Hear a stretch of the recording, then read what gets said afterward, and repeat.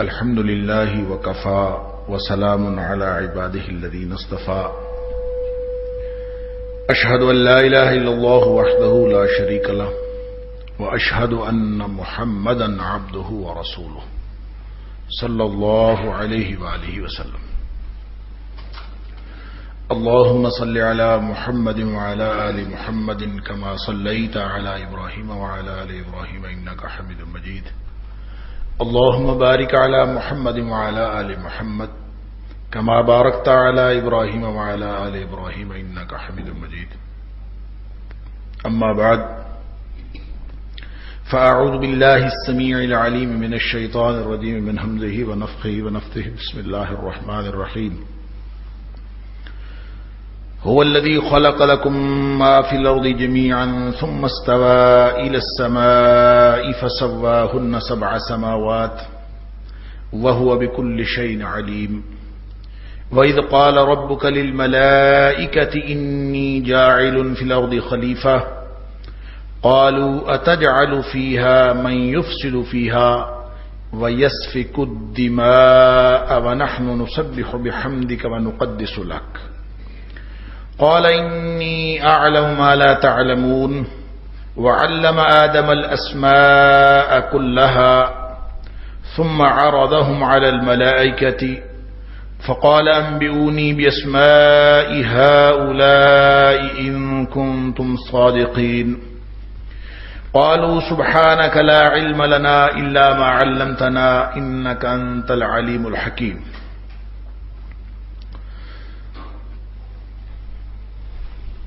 وہی ذات ہے جس نے پیدا فرمایا تمہارے لیے جو کچھ زمین میں ہے تمام کا تمام، پھر وہ مستوی ہوا آسمان کی طرف اور ان کو برابر کر دیا، ٹھیک ٹھیک کر کے بنا دیا 7 آسمانوں کی شکل میں، اس کی صورت میں، وَهُوَ بِكُلِّ شَيْءٍ عَلِيمٌ، اور وہ ذات ہر چیز پر ہر طرح کا علم رکھنے والی ذات ہے۔ وَإِذْ قَالَ رَبُّكَ، اور اس وقت کو یاد کرو جب فرمایا تمہارے رب نے للملائکۃ فرشتوں سے، انی بے شک میں جاعل بنانے والا ہوں فی الارض زمین میں خلیفہ، ایک خلیفہ۔ قالوا تو فرشتوں نے سب نے کہا اتجعل کیا تو بنائے گا فیہا اس میں من یفسد جو فساد پھیلائے گا، فیہا اس میں، ویسفک الدماء اور بہائے گا خون، وَنَحْنُ جبکہ ہم نسبح ہم تسبیح بیان کرتے ہیں، بحمدک تیری تعریف کے ساتھ، وَنُقَدِّسُ لَكَ اور تیری پاکیزگی بیان کرتے ہیں۔ قال اللہ تعالیٰ نے فرمایا انی بے شک میں اعلم میں جانتا ہوں ما لا تعلمون جو تم نہیں جانتے، وَعَلَّمَ آدَمَ الْأَسْمَاءَ كُلَّهَا اور اللہ تعالیٰ نے سکھا دیے آدم علیہ السلام کو نام، کلہا تمام کے تمام، ثم پھر عرضہم پھر ان چیزوں کو پیش کر دیا علی الملائکۃ فرشتوں پر، فقال اور ان سے فرمایا انبئونی بتاؤ خبر دو مجھے، باسماء ہؤلاء ان چیزوں کے نام بتاؤ، ان کنتم صادقین اگر تم سچے ہو۔ قالوا تو سب نے کہا سبحانک اللہ تو پاک ہے، تیری ذات تو ہر قسم کے نقص سے پاک ہے، لا علم لنا ہمیں کوئی علم نہیں ہے، الا ما علمتنا سوائے اس کے جو تو نے ہمیں سکھا دیا، انک انت العلیم الحکیم بے شک تو ہی بہت زیادہ علم رکھنے والا اور بہت زیادہ حکمتوں والا ہے۔ گزشتہ درس میں یہ جو آیت نمبر 29 ہے اس پر بات کافی حد تک ہو گئی تھی، صرف اس کا آخری حصہ وَهُوَ بِكُلِّ شَيْءٍ عَلِيمٌ یہ رہ گیا تھا۔ دو باتیں اس میں بیان ہوئیں اور اس کے بعد اللہ کریم نے وَهُوَ بِكُلِّ شَيْءٍ عَلِيمٌ اپنی ایک یہ صفت بیان کی ہے. یہ دونوں باتوں پہ بات ہو گئی تھی. ایک یہ کہ اللہ تعالیٰ نے تمام زمین کی کل چیزیں حلال کی ہیں اور انسانوں کے لیے بنائی، اور اللہ تعالیٰ منع نہیں فرماتا کہ ان چیزوں کو استعمال کیا جائے. مسئلہ صرف اتنا ہے، فرق وہاں پڑتا ہے کہ ان چیزوں کو مقصد زندگی بنانا گناہ ہے، ان چیزوں کو اپنے مقصد حیات کو بھلائے بغیر استعمال کرنا عین ثواب ہے. بس یہ فرق ہے. اور دوسری بات یہ، اور اس سے جو حلال و حرام کا اصول نکلا اس پر بھی بات ہو گئی کہ معاملات و اشیاء میں ہر چیز مباح ہے، اصل اباحت ہے جب تک کہ اس کے اوپر حرمت کا حکم نہ آ جائے، اور عبادات میں ہر چیز حرام ہے جب تک اس کے اوپر کوئی کرنے کا حکم نہ آ جائے. اور حکم کہاں سے آتا ہے؟ اللہ کا قرآن اور صحیح حدیث، یہ شریعت کا اصل ماخذ ہے. باقی ساری اس کی تشریحات ہیں، اس کے بعد جو بھی کوئی فرمائے، تابعین کے اقوال، صحابہ کرام کے اقوال، اور اس کے بعد کہ یہ شریعت کی بنیاد نہیں ہے بلکہ شریعت کی تشریحی لٹریچر اس کی حیثیت رکھتی. اسی میں اجماع بھی آ جاتا ہے، اس میں قیاس بھی آ جاتا ہے. سارے جو قوانین کے ماخذ ہیں وہ سارے کے سارے اتھینٹک ہیں اپنی اپنی جگہ پر، وہ حیثیت ہے ان کی. لیکن ان سب کی بنیاد بھی کیا ہے؟ اللہ کا قرآن ہے اور نبی کریم صلی اللہ علیہ وسلم کا صحیح فرمان. ثم استوى الى السماء فسواهن سبع سماوات، اس پر بھی گفتگو ہو گئی کہ اللہ کا مستوی ہونا، الى السماء ہو یا الى العرش ہو، اس پر میں نے گفتگو کی کہ اس کی تعویل نہیں کی جانی چاہیے.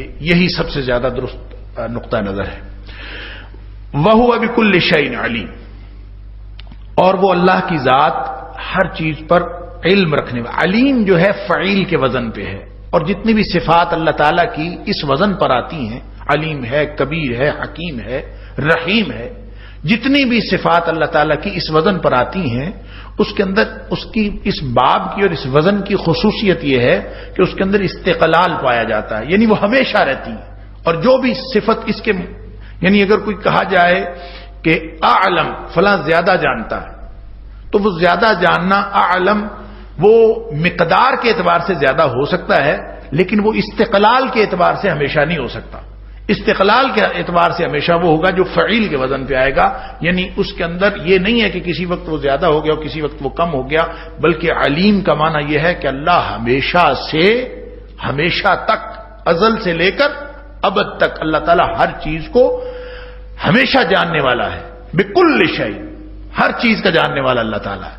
اور یہ بات یہاں پہ فرمائی جا رہی ہے، اگلی بات کی گویا تمہید بھی یہاں سے بن گئی کہ جو اگلا رکوع، پورے کا پورا رکوع آیت نمبر 30 سے لے کر آیت نمبر 39 تک اگلا جو پورا رکوع ہے، اس پورے رکوع کے اندر حضرت آدم علیہ السلام کی تخلیق کا قصہ ہے، اور پھر ساتھ ابلیس نے جو سجدہ کرنے سے انکار کیا اس کا قصہ ہے. اور وہ بنیادی اس پورے نظام اور پورے اس کارخانے کا جو بنیادی فلسفہ ہے اور بنیادی حکمت ہے وہ بھی بتائی گئی ہے، اور بنیاد کی کہانی بھی بتائی گئی کہ اللہ تعالیٰ نے اس کو بنایا، پھر فرشتوں کو سجدہ کرنے کا حکم دیا، پھر اس کے اندر نتیجہ کیا نکلتا ہے اس نتیجے کی طرف اشارہ کر کے یہ رکوع ختم ہو جاتا ہے. گویا کہانی ابتدا سے لے کر اپنی انتہا تک اس رکوع کے اندر بیان کر دی گئی ہے، انتہائی اختصار اور جامعیت کے ساتھ. کیونکہ اللہ کا قرآن قصہ اور کہانیوں کی کتاب نہیں ہے. اس کے اندر قصے بیان ہوئے ہیں، ان کا ایک مقصد ہے، ان کا مقصد سوائے ہدایت کے اور کچھ نہیں. یہی وجہ ہے کہ آپ کو تکرار بھی نظر آتی ہے، آپ کو کہیں سے کوئی بات اللہ کریم بیان فرما دیتے ہیں، پچھلی بات بھی نہیں بتائی، اگلی بھی نہیں بتائی، درمیان میں سے ایک تھوڑی سی بات اللہ کریم بتا دیتے ہیں اور پھر باقی چھوڑ دیتے ہیں. کیوں؟ اس لیے کہ یہ قصہ کہانیوں کی کتاب نہیں ہے. قصہ کہانیوں میں سے اتنی بات لیتے ہیں اللہ کریم جس کا تعلق ہماری ہدایت کے ساتھ ہوتا ہے، ہماری تذکیر کے ساتھ ہوتا ہے. وَإِذْ قَالَ، وَإِذْ، اور جب، اور یہ قرآن کا اسلوب ہے اور عربی زبان کا بھی اسلوب یہ ہے کہ جب کبھی اس طرح کا طرز کلام اختیار کیا جاتا ہے وَإِذْ، تو اس کا مطلب کسی خاص واقعے کی یاد دہانی اس کا مقصود ہوتا ہے کہ تاکہ لوگوں کو وہ یاد آ جائے، اس وقت کو یاد کرو. معنی تو یہی ہے اور جب، لیکن مرادی معنی یہ ہے کہ اس وقت کو یاد کرو. اب یہ ایک پوری کہانی بیان ہوئی ہے، اس سے پہلے اس کی تمہید باندھی جا رہی ہے کہ اللہ تعالیٰ کو ہر چیز کا علم ہے ازل سے ابد تک. اب یہاں سے تھوڑی سی ایک بات سمجھ لیجئے، انسانوں کو بھی علم ہوتا ہے، اللہ کو بھی علم ہوتا ہے. ہم بھی بہت ساری چیزوں کو جانتے ہیں، اور انسان اپنے علم میں جب اللہ تعالیٰ کے علم کے ساتھ مشابہت پاتا ہے تو انسان بہت ساری پیچیدگیوں اور خلط مبحث کے اندر مبتلا ہو جاتا ہے۔ اس بات کو سمجھ لیجئے کہ انسان کا علم اللہ کے علم سے صرف درجے میں مختلف نہیں ہے، یہ ساری صفات کی بات ہے، صرف صفت علم کی بات نہیں ہے۔ اللہ تعالیٰ کی ساری صفات، مثلاً ایک اللہ کا غصہ ہے، ایک انسانوں کا غصہ، ایک اللہ کا رحم ہے، ایک انسانوں کا رحم ہے۔ اللہ بھی رحم کرتا ہے، انسانوں کو بھی کہا رحم کرو۔ ایک اللہ کا علم ہے، ایک انسانوں کا علم ہے۔ تو جب انسان اس میں فرق نہیں کر پاتا تو پھر انسان مختلف قسم کے مغالطوں کے اندر مبتلا ہو جاتا ہے۔ فرق اصل میں یہ ہے کہ یہ فرق صرف درجے کا نہیں ہے، یہ سمجھنا چاہیے کہ ہمارا ذرا سا علم ہو، اللہ کا بہت زیادہ علم ہو، یہ ہے درجے کا فرق، کہ مقدار اتنی زیادہ ہے، ہمارا علم اللہ کے علم کے مقابلے میں 0.00001% ہے اور اللہ کا علم 100% ہے۔ یہ درجے کا اختلاف ہوگا، جتنا مرضی لمبا ہو۔ حقیقت بات یہ ہے کہ اللہ کے علم کا اور انسانوں کے علم کا اختلاف صرف درجے کا اختلاف نہیں ہے، اللہ کے علم کی نوعیت ہی مختلف ہے۔ اللہ کا علم اس طرح کا ہے ہی نہیں جیسا ہمارا، اور ہم اس کو سمجھ ہی نہیں سکتے کہ اللہ کا علم کیسا ہے۔ جس چیز کو ہمیں سمجھایا ہی نہیں گیا، جو ہمیں بتایا ہی نہیں گیا، اللہ کا علم محیط کلی ہے۔ ہمیں تو جو چیز سامنے نظر آتی ہے ہم تو اپنے یہ پیچھے کیا ہے وہ نہیں دیکھ سکتے کہ پیچھے کیا ہے، دیوار کے پیچھے نہیں دیکھ سکتے، اور اپنے پیچھے کچھ ہو رہا ہو تو ہم نہیں دیکھ سکتے۔ ہمیں محدود علم دیا گیا۔ کسی انگریز نے اپنے کسی پروگرام میں ایک بات سمجھائی تھی، وہ تو اپنی کوئی اور بات کر رہا تھا، تو بچپن میں کہیں یہ چیز دیکھی کسی ٹی وی پروگرام کے اندر شاید، لیکن اس سے اللہ کی قدرت اور اللہ کی صفت علم اس کا اندازہ ہوتا ہے، اور اس کو سمجھنے میں کچھ مدد ملتی۔ ویسے تو یہ ساری نشانیاں زمین میں جو کچھ بھی ہے، اگر انسان غور سے دیکھے تو یہ ساری کی ساری نشانیاں اللہ کی توحید کی نشانیاں ہیں، اللہ کی وحدانیت کی نشانی۔ اور سورہ یوسف میں جو اللہ تعالیٰ نے فرمایا وَكَأَيٍّ مِّنْ آیَةٍ فِي السَّمَاوَاتِ وَالْأَرْضِ يَمُرُّونَ عَلَيْهَا، کتنی ہی نشانیاں ہیں، ہر روز لوگ ان کو دیکھتے ہیں، وَهُمْ عَنْهَا مُعْرِضُونَ، لیکن وہ توجہ نہیں کرتے ان کی طرف کہ ہو کیا رہا ہے، حالانکہ انہی سے بہت ساری چیزوں کا علم ہو جاتا ہے۔ بہرحال وہ کسی نے دکھایا تھا کہ اس نے یہ جو جیومیٹری باکس کے اندر مختلف انسٹرومنٹس ہوتے ہیں، اس میں ایک چیز ہوتی ہے پروٹریکٹر اس نے ٹیبل پہ رکھا، اور پروٹریکٹر جب آپ ٹیبل پہ رکھتے ہیں تو وہ بالکل چپٹا سا ہوتا ہے، ساتھ یعنی اس کی اونچائی کتنی ہوگی، ذرا سی چند ملی میٹر، اور وہ اس نے رکھ دیا، اور اس نے کہا کہ آپ فرض کریں کہ یہ جو پروٹریکٹر ہے یہ صرف اپنے سامنے دیکھ سکتا ہے، یہ نہ اوپر دیکھ سکتا ہے نہ نیچے دیکھ سکتا ہے، یہ اپنے سامنے دیکھ سکتا ہے، فرض کریں کہ اپنے سامنے دیکھ سکتا ہے، بس اس کی نگاہ کی حد یہ ہے کہ یہ اپنے سامنے دیکھ سکے۔ اب جتنی اس کی اونچائی ہے اتنا ہی دیکھے گا نا۔ تو اس کے بعد اس نے ایک سیب لا کے رکھ دیا اس ٹیبل کے اوپر۔ اب اس نے یہ کہا کہ اب آپ اندازہ کریں، پروٹریکٹر اگر صرف سامنے دیکھ سکتا ہے تو اس کو سیب کی شکل کیا نظر آ رہی ہوگی؟ آپ یعنی اندازہ کریں کہ وہ پروٹریکٹر جو اپنی چند ملی میٹر انتہائی وہ باریک سی اس کی ہے، جو اس کا اونچائی ہے اس کے مطابق دیکھ سکتا ہے، تو اتنا جب وہ دیکھے گا سیب کو تو اس کو کیا نظر آئے گا کہ سیب کی شکل اصل میں کیا ہے؟ اس کو آپ لاکھ سمجھاتے جائیں، لیکچر دیں، ساری زندگی سمجھاتے جائیں کہ سیب اس طرح کا ہوتا ہے، اس کی سمجھ میں کبھی نہیں آ سکتا، حالانکہ وہ بھی کہے گا مجھے تو نظر آ رہا ہے، میں تو صاحب علم ہوں، وہ بھی دعویٰ یہ کرے گا، اور حقیقت بات یہ ہے کہ وہ ساری زندگی لگا رہے، اس کو سیب کی حقیقت سمجھ میں نہیں آ سکتی۔ یہی فرق ہے اللہ کے علم کا اور انسان کے علم کا۔ انسان ساری زندگی لگا رہے، انسان کبھی اس علم کی ابتدا کو بھی نہیں پہنچ سکتا جو اللہ کے علم کی ابتدا ہے۔ انسان کی انتہا بھی جو ہوگی وہ اللہ کے علم سے بہت نیچے رہے گی۔ نوعیت ہی مختلف ہے، درجہ نہیں صرف فرق، نوعیت ہی مختلف ہے۔ اللہ کا علم تو اللہ تعالیٰ ہر چیز کا علم رکھنے والا ہے، یہ بتایا جا رہا ہے کہ ازل بھی اور ابد بھی۔ جب تمہیں دقتیں ہوتی ہیں، پریشانیاں ہوتی ہیں، تقدیر کے مسئلے کے ساتھ بھی اللہ کے علم کی صفت علم کا ڈائریکٹ تعلق ہے مسئلہ تقدیر کے ساتھ۔ اور مسئلہ تقدیر میں بھی انسان اسی لیے الجھا ہے کہ اس وہ اللہ کی صفت علم کو پوری طرح سے سمجھا نہیں، اور وہ یہ سمجھتا ہے کہ جب کوئی چیز علم میں آ جائے تو شاید، کیونکہ اللہ کا علم وہ صرف اس طرح نہیں ہے کہ چیزیں وقوع پذیر ہوں تو ہم ان کو دیکھ لیتے ہیں تو ہمیں پتہ چل جاتا ہے۔ اللہ کا علم ان چیزوں کے وقوع پذیر ہونے سے بھی پہلے موجود ہے۔ تو وہ کیسے پہلے موجود ہے؟ اس کو سیب کی تہ کو دیکھنے والا پروٹریکٹر کبھی نہیں سمجھ سکتا کہ وہ اللہ کا علم کیسے ہے۔ ہمارا علم محدود ہے، ہم اللہ کے علم کی نوعیت کو نہیں سمجھ سکتے۔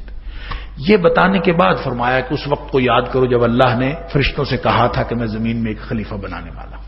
اب اس کا مطلب یہ ہے کہ یہ ایک واقعے کی طرف اشارہ ہے، ہم نے تو دیکھا ہی نہیں وہ واقعہ، ہمارے سامنے تو نہیں، وہ اللہ کریم نے بیان فرمایا، لیکن اس واقعے کی طرف اشارہ کر کے اصل میں اس دنیا کا جو نظام چلانا ہے اس نظام کی طرف اشارہ ہے، اور پھر ساتھ یہ کہ انسان کی اس دنیا کے اندر حقیقت کیا ہے، کیونکہ اوپر فرما دیا تھا وَهُوَ الَّذِي خَلَقَ لَكُم مَّا فِي الْأَرْضِ جَمِيعًا، کہ یہ زمین کے اندر جو کچھ ہے یہ تمہارا ہے، تو تمہارا کیسے ہے؟ اب انسان کی ابتدا کی طرف اشارہ کر کے اس کی حقیقت سمجھائی جا رہی ہے کہ تمہارا کیسے ہے، تم یہاں پہ خلیفہ ہو۔ بنانے سے پہلے اللہ تعالیٰ نے فرشتوں سے کہا، اذ قال ربک للملائکۃ، اللہ تعالیٰ نے فرشتوں سے کہا انی جاعل فی الارض خلیفہ، کہ میں زمین میں ایک خلیفہ بنانے والا ہوں۔ خلیفہ کی طرف جانے سے پہلے لفظ ملائکہ، ملک، ملک کا مطلب ہوتا ہے فرشتہ، جس کی جمع ہے ملائکہ۔ ایک ہوتا ہے ملک، ملک کا مطلب ہوتا ہے بادشاہ، اس کی جمع آتی ہے ملوک، اور ایک ہوتا ہے ملک جس کا معنی ہوتا ہے ملکیت، اس کی جمع آتی ہے املاک۔ تو یہ ہے ملک، ملک کا مطلب ہوتا ہے فرشتہ۔ تو میں فرشتوں کو اللہ تعالیٰ نے کہا، اب یہ فرشتے کیا ہیں؟ جو جدید ذہن ہے، تجدد پسند ذہن، انہوں نے اس میں بھی، اور اس نے پورے قرآن کے اندر انہوں نے نکتہ آفرینیاں کی ہیں، تو لفظ ملائکہ کے بارے میں بھی نکتہ آفرینی کی ہے۔ جیسے میں نے عرض کیا تھا گزشتہ درس میں کہ سما کا لفظ جو ہے، انہوں نے کہا کہ سما کا لفظ کا مطلب یہ نہیں ہے کہ آسمان کوئی وجود ہے، بلکہ وہ کہتے ہیں آسمان سے مراد، سما سے مراد صرف بلندی ہے، اس سے مراد صرف بلندی ہے یا نظر کی حد ہے، آسمان سے مراد کوئی حصی وجود نہیں۔ تو جب اللہ نے ان کو بنایا تو اس کا مطلب ہے وہ 7 حصی وجود ہیں، جیسا کہ میں نے عرض کیا حدیث کے اندر بھی آتا ہے۔ تو خامخواہ یہ پیچیدگیاں پیدا کی گئی ہیں۔ تو اسی طرح لفظ ملائکہ کے بارے میں اور پھر جنوں کے بارے میں، خاص طور پر یہ ملائکہ کو جنوں کے ساتھ جوڑا گیا ہے، اور جوڑ کے ایک خاص ایک لمبی یعنی تحریریں بھی ہمارے پاس موجود ہیں اور ایک لمبا فلسفہ موجود ہے۔ اور یہ پیچیدگی اس لیے پیدا کی گئی ہے کہ قرآن کو مشکوک بنایا جائے، حالانکہ لفظ ملائکہ وہ کہتے ہیں جی اس سے مراد فطری قوتیں ہیں، یعنی جو قرآن و سنت سے عقیدہ اخذ ہوتا ہے وہ تو یہ ہے کہ ملائکہ ایک وجود ہے، اور اس وجود کو یہ اللہ نے ہزاروں کی تعداد میں بلکہ ان گنت تعداد میں اتنے فرشتے اللہ تعالیٰ نے پیدا فرمائے ہیں، اور یہ سارے کارکنان قضاء و قدرت ہیں۔ یہ اللہ کے یعنی تدبیر عالم جو ہو رہا ہے، اس پورے عالم کی تدبیر کے لیے، یہ نظام چلانے کے لیے اللہ نے جن کارکنان کو مقرر کیا ہے وہ فرشتے ہیں، ان کا نام فرشتہ ہے۔ لیکن یہ جدید ذہن یہ کہتا ہے کہ نہیں، اس سے مراد فرشتے نہیں، یہ فرشتوں سے مراد وجود نہیں ہے، بلکہ فرشتوں سے مراد وہ قوائے فطریہ ہیں اس عالم کائنات میں جو مختلف قوتیں کار فرما ہیں، ان میں جو ایسی لطیف قوتیں، جن لطیف قوتوں کا ہم کوئی تشریح نہیں کر سکتے، کوئی نام نہیں رکھ سکتے، تو ان کو فرشتے کہہ دیا گیا ہے، اس کے علاوہ کچھ نہیں۔ قوائے فطریہ بس، اور کچھ نہیں، قوائے طبعیہ۔ اور یہ بات جو تجدد پسند لوگوں نے کہی ہے، یہ صرف انہوں نے اپنی طرف سے نہیں بنائی، بلکہ متقدمین جو طبعیین ہیں، یعنی جو طبیعیات کے ماہر متقدمین جو ہیں، پہلے گزرنے والے، انہوں نے بھی اس مغالطے کی جو ہے وہ ابتدا کی تھی، جس کی وجہ سے یہ چیزیں نظر آتی ہیں۔ صرف ایک حوالہ میں یہاں پہ عرض کرتا ہوں، رسائل النبوہ، رسالۃ النبوہ ایک رسالہ ہے ابو علی سینا کا، وہ اس میں لکھتے ہیں فَمِنَ الْعَادَةِ مِنَ الشَّرِيعَةِ، کہ یہ شریعت کا معمول ہے تسمیۃ القوا اللطیفہ الغیر المحسوسہ، کہ ایسی لطیف قوتیں کائنات کی جو محسوس نہیں ہوتی، غیر محسوس قسم کی چیزیں ہیں، شریعت ان کا نام ملائکہ رکھ دیتی ہے. یہ ان کا خیال یہ کہ غیر محسوس قوتیں ہیں، تو چونکہ ان کا کوئی اور نام نہیں رکھا جاتا تو ان کو فرشتے کہہ دیا جاتا ہے. ابھی قرآن کا یہاں کا جو بیان ہے یہ اس بات کی خود سے تردید کر رہا ہے کہ یہ بات ہی غلط ہے. کیوں؟ اس لیے باقی احادیث کو تو چھوڑیں، باقی تفصیلات کو چھوڑیں، اور ایمانیات کا ایک جز ہے فرشتوں پر ایمان رکھنا، اس بات کو بھی چھوڑیں. اللہ تعالیٰ فرماتا ہے وَإِذْ قَالَ رَبُّكَ لِلْمَلَائِكَةِ إِنِّي جَاعِلٌ فِي الْأَرْضِ خَلِيفَةً. اللہ نے فرشتوں سے کہا کہ میں زمین میں ایک خلیفہ بنانے والا ہوں. تو آگے سے فرشتوں نے یہ کہا قَالُوا أَتَجْعَلُ فِيهَا مَن يُفْسِدُ فِيهَا وَيَسْفِكُ الدِّمَاءَ.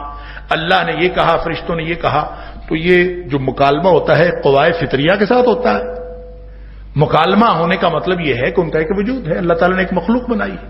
تو حقیقت بات یہ ہے کہ 3 قسم کی مخلوقات ہیں جو شعور رکھتی. شعور رکھنے والی مخلوقات وہ 3 ہیں، ایک جن، ایک انسان اور ایک فرشتے. تینوں کو اللہ تعالیٰ نے شعور عطا فرمایا. لیکن یعنی باقی سارے جو حیوانات ہیں یا دیگر جاندار ہیں ان کو اللہ تعالیٰ نے شعور تو دیا ہے ایک خاص حد تک، جس کو افلاطون کہتا ہے، بلکہ ارسطو کہتا ہے کہ ایک جنرل پرسیپشن ہوتی ہے، ایک شعور کا بڑا نچلا درجہ ہوتا ہے جس کو وہ اپنی زبان میں کامن سینس کہتا ہے. وہ کہتا ہے وہ جو کامن سینس ہے، جو شعور کا بالکل ابتدائی حصہ ہوتا ہے، وہ حیوانات میں اور انسانوں میں برابر ہوتا ہے. یعنی ہم کسی چیز کو دیکھ کر ہم یہ سمجھتے ہیں یہ دیوار ہے، تو کسی حیوان کو بھی یہاں کھڑا کر دے تو وہ بھی اس کو دیوار ہی سمجھے گا. یعنی ایسا نہیں کبھی ہو سکتا کہ آپ یہاں پہ کسی بھیڑ بکری یا بھینس کو چھوڑیں تو وہ جا کے دیوار میں ٹکر مار دے، اس کو پتہ ہی نہ چلے کہ یہ کیا ہے. کبھی نہیں ہوا. ان کو پتہ چل جاتا ہے کہ یہ دیوار. تو یہ شعور کا وہ ابتدائی حصہ ہے جو ارسطو کے بقول یہ کامن سینس ہے. لیکن بہرحال اللہ نے ان کو شعور دیا ہے، لیکن شعور کی جو ریٹینشن ہے، اس کو رکھنا، موجود رکھنا، اور اس شعور کو، اس کامن سینس کو اپنا کہیں سٹور کر لینا، اور اس بات کا بھی احساس ہونا کہ یہ کس چیز کا شعور ہے کہ بعد میں بھی ان کو پتہ چل جائے کہ دیوار ایسی ہوتی ہے. انہوں نے پھر 5 حصے عقل کے کیے ہیں ارسطو کے بقول کہ وہ سارے کے سارے جو ہیں وہ صرف انسان میں ہوتے ہیں، وہ حیوانات کے اندر نہیں ہوتے. تو جو اگر اتنا کا شعور ان کو دیا بھی گیا ہے کہ وہ صرف سامنے آنے والی کسی سخت اور تلخ ترش چیز کو دیکھ لیتے ہیں لیکن اس کو یاد نہیں رکھ سکتے وہ کہ یہ میرے ساتھ کیا ہوا تھا، یا جس وقت وہ دیکھ رہے ہوتے ہیں کسی چیز کو تو ان کو یہ تو سمجھ آ جاتی ہے کہ اس سے ہم نے بچنا کیسے ہے، لیکن یہ سمجھ نہیں آتی کہ اس چیز کا کیا مقصد ہے، اس چیز کا کیا مقصد ہے. یہ صرف اور صرف اللہ تعالیٰ نے انسان کا خاصہ رکھا.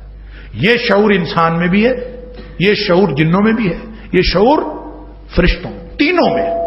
لیکن آگے پھر تخصیص ہو جاتی کہ فرشتے جو ہیں یہ نوری مخلوق، ہم کہتے ہیں یہ نوری مخلوق ہے، نور سے پیدا کیے. جن جو ہیں وہ ناری مخلوق ہے، وہ آگ سے پیدا کیے. اللہ تعالیٰ نے قرآن میں فرمایا کہ یہ آگ سے پیدا کیے گئے. اور جو انسان ہے یہ پیدا کیا گیا ہے گارے سے، مٹی سے. اب ایک مٹی سے پیدا کیا گیا، ایک آگ سے پیدا کیا گیا، ایک نور سے پیدا کیا. اب نور اور نار کو اگر دیکھیں شعوری اعتبار سے، تو جو میں بات شعور کی کر رہا تھا، تو فرشتے الگ ہو جاتے ہیں، جن اور انسان الگ ہو جاتے ہیں. یہ الگ ہونے کی وجہ ان کا مکلف ہونا ہے. فرشتوں کے اندر یہ صلاحیت ہی اللہ نے نہیں رکھی کہ وہ اللہ کی نافرمانی کر سکیں. ان کے اندر یہ صلاحیت نہیں ہے نافرمانی کی. شعور موجود ہے، نافرمانی کی صلاحیت نہیں. لا یعصون اللہ ما امرہم ویفعلون ما یؤمرون، یہ فرشتوں کی خصوصیت. وہ اللہ کے حکم کی خلاف ورزی نہیں کر سکتے، ان کے اندر یہ صلاحیت نہیں رکھی گئی. جب یہ صلاحیت نہیں، یہ اختیار نہیں، تو ان کا امتحان بھی نہیں، لہذا وہ مکلف بھی نہیں. مکلف ہیں جن اور انسان. وما خلقت الجن، سورہ زاریات کے اندر فرمایا وما خلقت الجن والانس الا لیعبدون. جنوں اور انسانوں کو اللہ تعالیٰ نے اس لیے پیدا فرمایا تاکہ وہ میری بندگی کریں. اب فرشتے کیا کر رہے ہیں؟ فرشتے بھی اللہ کی بندگی کر رہے ہیں. باقی مخلوقات کیا کر رہی ہیں؟ وہ بھی اللہ کی بندگی کر رہی ہیں. جنوں اور انسانوں کو جو خصوصی طور پر کہا ہے کہ میری بندگی کریں، ان کو انحراف کا اختیار دے کر کہا ہے کہ بندگی کریں. باقی ساری مخلوقات میں انحراف کا اختیار نہیں، فرشتوں کے پاس بھی انحراف کا اختیار نہیں. اب یہاں پہ ایک بات سمجھ لیجیے، آگے لفظ شیطان بھی آئے گا، اور شیطان کن معنوں میں استعمال ہوا ہے، ابلیس کن معنوں میں استعمال ہوا ہے، وہ چونکہ ساری آگے تفصیل آتی جائے گی ساتھ ہی ساتھ. لیکن ایک بات یہاں پہ جو سمجھنے کی ہے کہ انسان بھی مکلف ہیں، جن بھی مکلف ہیں. اس اعتبار سے جن انسانوں کے ساتھ مشترک ہے، لیکن نور اور نار دونوں ہی ایک لطیف مادے سے تخلیق ہوئی ہے. نور بھی ایک لطیف چیز ہے، نار بھی ایک لطیف چیز ہے. فرق ان دونوں میں یہ ہے کہ نور ایسی چیز کو کہتے ہیں جس میں روشنی زیادہ اور حدت کم ہو، یعنی اس میں گرمی کم ہو، روشنی زیادہ، وہ نور ہوتا ہے. مدھم ہو، حدت یا گرمی کم ہو یا بالکل نہ ہو، وہ نور ہوتا ہے. روشنی ہو، گرمی نہ ہو، وہ نور ہے. اور جس میں گرمی زیادہ ہو، روشنی کم ہو، وہ نار ہے. یہ روشنی بالکل کم ہو جاتی ہے، ہوتی بلکہ جہنم کی آگ کے بارے میں نبی کریم صلی اللہ علیہ وسلم نے فرمایا اس میں تو روشنی ہے ہی نہیں، وہ تو جلتی ہے تو اندھیرا کرتی ہے، وہ تو سیاہ ہے. لیکن نار ہے تو نار میں حدت ہے، نور میں روشنی ہے. اب اس اعتبار سے دونوں لطیف اجزاء ہیں، اور لطافت کے اعتبار سے اور اپنی تخلیقی لطافت کے اعتبار سے جن اور فرشتے مشترکہ ہیں. نہ فرشتے نظر آتے ہیں نہ جن نظر آتے ہیں، یعنی اس اعتبار سے وہ دونوں مشترکہ ہو گئے. اب جنوں کا اشتراک ادھر بھی ہے، جنوں کا اشتراک ادھر بھی ہے. اب کوئی جن اگر جس کا اشتراک فرشتوں کے ساتھ بھی ہو سکتا ہے، جس کا اشتراک انسانوں کے ساتھ بھی ہو سکتا ہے، اب اگر وہ فرشتوں جیسی حرکات کرے گا اور فرشتوں جیسی صفات پیدا کر لے گا، لہذا وہ امکان پیدا ہو جاتا ہے کہ وہ فرشتوں کے ساتھ اس کو ملا دیا جائے، کیونکہ اس کا اشتراک وہاں بھی موجود ہے. اور اگر وہ اللہ کی نافرمانی میں وہ راندہ درگاہ قرار دے دیا جائے تو ہو سکتا ہے کہ وہ انسانوں سے بھی نیچے گر جائے. اشتراک ادھر بھی ہے، اشتراک ادھر بھی ہے. لہذا وہ اشکال ختم ہو جاتا ہے کہ جو ابلیس تھا وہ فرشتوں میں کیوں تھا. جب اس نے انکار کیا ہے تو وہ فرشتوں میں کیوں تھا؟ اسی وجہ سے تھا کہ وہ جو تخلیقی اشتراک ہے وہ تو پہلے ہی تھا، صرف بندگی کے اندر تھا تو جن، لیکن وہ بندگی کے اندر اس قدر بڑا ہوا تھا کہ جو عرضی فرشتے ہیں ان کے اندر اللہ تعالیٰ نے ان کو شامل کر دیا تھا. یہ بحث آگے بھی آئے گی، لیکن یہاں پہ صرف شعور کی بات ہو رہی ہے کہ تین وجود شعور رکھتے ہیں. ایک وجود شعور رکھنے والا وجود وہ ملائکہ ہے. اس پر ایمان رکھنا یہ ایمان کے بنیادی اجزاء میں سے ایک جز ہے، اور یہ بات آپ جانتے ہیں، یہ دہرانے کی ضرورت نہیں ہے. میں صرف یاد دہانی کے لیے بات کر دیتا ہوں کہ ایمان مرکب چیز ہے، ایمان مفرد چیز نہیں ہے. ایمان کے کئی اجزاء ہیں، اور ایمان کے کسی ایک جز کا انکار سارے ایمان کو ناقابل اعتبار بنا دیتا ہے. آپ ہر چیز پر ایمان رکھے، کسی ایک جز کا انکار کر دے جو ایمان کے بنیادی چیزوں میں سے، اس کا کسی ایک جز کا انکار کر دے، اس کا سارا ایمان ناقابل اعتبار. یہی وجہ ہے کہ جن لوگوں نے ایک عقیدہ رسالت کے اندر گڑبڑ کی ہے، ان کے سارے عقیدے صحیح ہوں، ان کے کسی عقیدے کا کوئی اعتبار نہیں، لہذا وہ کافر قرار دے دیے گئے اجماع امت سے. اس کی وجہ یہی ہے کہ اجزائے ایمان بھی اس قدر اہم ہے. لہذا یہ ملائکہ پر ایمان یہ اسی قدر اہم ہے، کیونکہ یہ بنیادی عقائد میں سے آمن الرسول بما انزل الیہ من ربہ، کیسے ہے؟ اعوذ باللہ من الشیطان، آمن الرسول بما انزل الیہ من ربہ والمؤمنون کل آمن باللہ وملائکتہ وکتبہ ورسلہ. ان سب پر تو بھائی ایمان رکھنا پڑے گا. تو ایمان کس بات پر کہ فرشتے اللہ کی مخلوق ہیں، کتنے ہیں اس کے لیے تو بس یہ حدیث ہمیں کافی ہے رہنمائی کے لیے کہ نبی پاک صلی اللہ علیہ وسلم نے فرمایا کہ کعبۃ اللہ کے اوپر بیت المعمور ہے بالکل سیدھ میں، اور ایک وقت میں وہاں فرشتے طواف کرتے ہیں، جیسے زمین پہ انسان طواف کرتے ہیں وہاں فرشتے طواف کرتے ہیں، اور ہر وقت طواف وہاں بھی جاری رہتا ہے. اور جو فرشتے ایک وقت میں 70,000 فرشتے طواف کرتے ہیں، اور جو فرشتہ ایک دفعہ طواف کر لیتا ہے قیامت تک اس کی باری نہیں آنی. یہ تعداد کے بارے میں ہم نہیں سمجھتے کتنے. اللہ تعالیٰ نے فرشتوں کی جماعت سے کہا انی جاعل فی الارض خلیفہ، انی بے شک میں جاعل بنانے والا ہوں فی الارض زمین میں خلیفہ، ایک خلیفہ.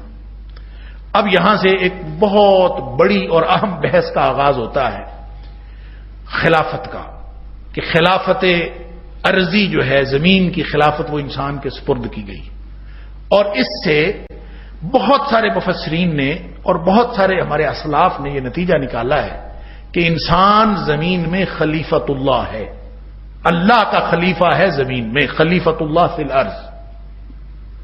اب اس کو سمجھنے کے لیے ہمیں تھوڑا سا لفظ خلیفہ پر غور کرنا پڑے گا کہ لفظ خلیفہ کیا ہے، اور خلیفہ کا معنی عام طور پر نائب کیا جاتا ہے، قائم مقام کیا جاتا ہے کہ اللہ نے فرمایا کہ میں اپنا قائم مقام یا نائب بنانے والا ہوں زمین میں، تو خلیفۃ اللہ فی الارض۔ یہاں پہ یہ نہیں کہا کہ یہ جو خلیفہ ہے یہ صرف نبی ہیں، یہ بھی نہیں فرمایا کہ یہ خلیفہ جو ہیں وہ مسلمان ہیں، مطلقاً خلیفہ۔ اب اس سے مراد کیا ہے؟ اس سے مراد یہ ہے کہ ہر انسان پھر خلیفہ ہے، چاہے وہ کافر ہے، چاہے وہ مومن ہے، چاہے وہ ماننے والا ہے، چاہے وہ نہیں مان، انسان بطور مخلوق کے وہ خلیفہ قرار پائے گا اگر آپ اس کو خلیفۃ اللہ فی الارض بھی قرار دے دیں کہ اس سے مراد خلیفۃ اللہ فی الارض تھا۔ اگر خلیفۃ اللہ فی الارض ہے تو بھی ہر انسان پھر اللہ کا خلیفہ ہے، یہاں پہ اللہ تعالیٰ نے کوئی تخصیص نہیں فرمائی۔ دوسری بات اس سے یہ جو ثابت ہوتی ہے وہ یہ کہ اگر سب ہی خلیفۃ اللہ فی الارض ہے تو پھر جس نظام خلافت کی بات ہم کرتے ہیں، جس نظام خلافت کو ہم ڈھونڈنے کے لیے نکلے ہوئے ہیں، جس نظام خلافت کو ہم قائم کرنے کے لیے نکلے ہوئے ہیں، اگر سارے انسان خلیفہ ہیں خلیفہ قرار پائے گا اگر آپ اس کو خلیفۃ اللہ فی الارض بھی قرار دے دیں کہ اس سے مراد خلیفۃ اللہ فی الارض تھا۔ اگر خلیفۃ اللہ فی الارض ہے تو بھی ہر انسان پھر اللہ کا خلیفہ ہے، یہاں پہ اللہ تعالیٰ نے کوئی تخصیص نہیں فرمائی۔ دوسری بات اس سے یہ جو ثابت ہوتی ہے وہ یہ کہ اگر سب ہی خلیفۃ اللہ فی الارض ہیں تو پھر جس نظام خلافت کی بات ہم کرتے ہیں، جس نظام خلافت کو ہم ڈھونڈنے کے لیے نکلے ہوئے ہیں، جس نظام خلافت کو ہم قائم کرنے کے لیے نکلے ہوئے ہیں، اگر سارے انسان خلیفہ ہیں تو پھر تو جو آدمی جو نظام قائم کرے گا وہ خلافت ہوگا۔ ایسا نہیں، یہ بھی ایک پیچیدگی ہے۔ میں ان ساری پیچیدگیوں کو ذکر کر لوں، پھر ہم دیکھتے ہیں کہ اللہ کا قرآن اور نبی پاک صلی اللہ علیہ وسلم کے فرامین کیا رہنمائی کرتے ہیں۔ تیسری بات یہ ہے کہ خلیفہ جو یہاں پہ کہا گیا ہے، لفظ خلیفہ، خلیفۃ اللہ فی الارض تو کہا ہی نہیں گیا۔ اللہ تعالیٰ نے یہ تو نہیں فرمایا انی جاعل فی الارض خلیفتی یا خلیفۃ اللہ، میں زمین میں اپنا خلیفہ بنا رہا ہوں یا میں زمین میں اللہ کا خلیفہ بنا، یہ تو اللہ تعالیٰ نے نہیں فرمایا۔ اللہ تعالیٰ نے تو مطلقاً فرمایا میں خلیفہ بنا رہا ہوں۔ خلیفہ کس کا ہے؟ اب یہ سمجھنے کی بات ہے، یہ ہے وہ بنیادی فرق جس سے کچھ لوگ ادھر کو چل پڑے ہیں، کچھ لوگ ادھر کو چل پڑے ہیں۔ ایک نقطہ نظر تو یہ ہے کہ لفظ خلیفہ آ گیا ہے، اور خاص طور میں تجدد پسند ذہن وہ آج کل اس فکر کو ہوا دے رہا ہے کہ لفظ خلیفہ قرآن میں آ گیا ہے، اس کی بنیاد پر ایک نظام خلافت کا دعویٰ کر دیا گیا ہے۔ یہ بالکل غلط ہے۔ ایک خیال تو یہ پیدا ہوگی، حالانکہ یہاں پہ یہ تو کہا ہی نہیں گیا کہ اللہ کا خلیفہ ہے، یہ تو ایک خلیفہ ہے لفظ آ گیا۔ اس لفظ سے، خلیفہ کے لفظ سے نظام خلافت نہیں نکالا جا سکتا، اس کا دعویٰ نہیں کیا جا سکتا۔ اور دوسرا خیال یہ ہے کہ خلیفہ سے مراد انسان زمین میں اللہ کا خلیفہ ہے۔ اب اگر ہم ان دونوں باتوں کو دیکھیں تو زمین میں اگر ہر انسان اللہ کا خلیفہ ہے تو پھر اس میں کافر اور مسلم کی تخصیص نہیں ہوگی، پھر سب اللہ کا خلیفہ ہوگا۔ اور اگر ہم لفظ خلیفہ پہ سے خلافت نہ نکالیں، جبکہ ہم دیکھتے ہیں کہ ہمارے سامنے جو رول ماڈل ہے، جو سیاسی نظام، ایک نمونے کا سیاسی نظام اگر ہمارے پاس موجود ہے تو وہ خلافت راشدہ ہے، جس کی اتھینٹسٹی ہمیں، جس کی اتھارٹی نبی کریم صلی اللہ علیہ وسلم کے فرامین سے بھی ثابت ہے۔ تو اس کا مطلب یہ ہے کہ خلافت راشدہ ایک نظام جو ہمارے سامنے، اس کا نام بھی خلافت ہے۔ اور یہ جو جس خلافت اور جس نظام کو، جس بھی اسلامی نظام کی ہم بات کریں، وہ خلافت اعلی من حاج نبوہ کے علاوہ اور کوئی نہیں ہو سکتا۔ لہذا ایک طرف وہ بات غلط ہے، یہ دعویٰ تجدد پسندی کا غلط ہے کہ خلافت نام کی کوئی چیز نہیں ہے، صرف ایک لفظ استعمال ہوا، یہ دعویٰ غلط ہے۔ دوسری طرف یہ بات کہنا کہ انسان زمین میں مطلقاً اللہ کا خلیفہ ہے، یہ بات بھی درست معلوم نہیں ہوتی۔ لہذا کون سی رائے جو متوازن بھی ہو، ان دونوں باتوں میں تطبیق بھی ہو، قرآن اور نبی پاک صلی اللہ علیہ وسلم کے فرامین کے مطابق بھی ہو۔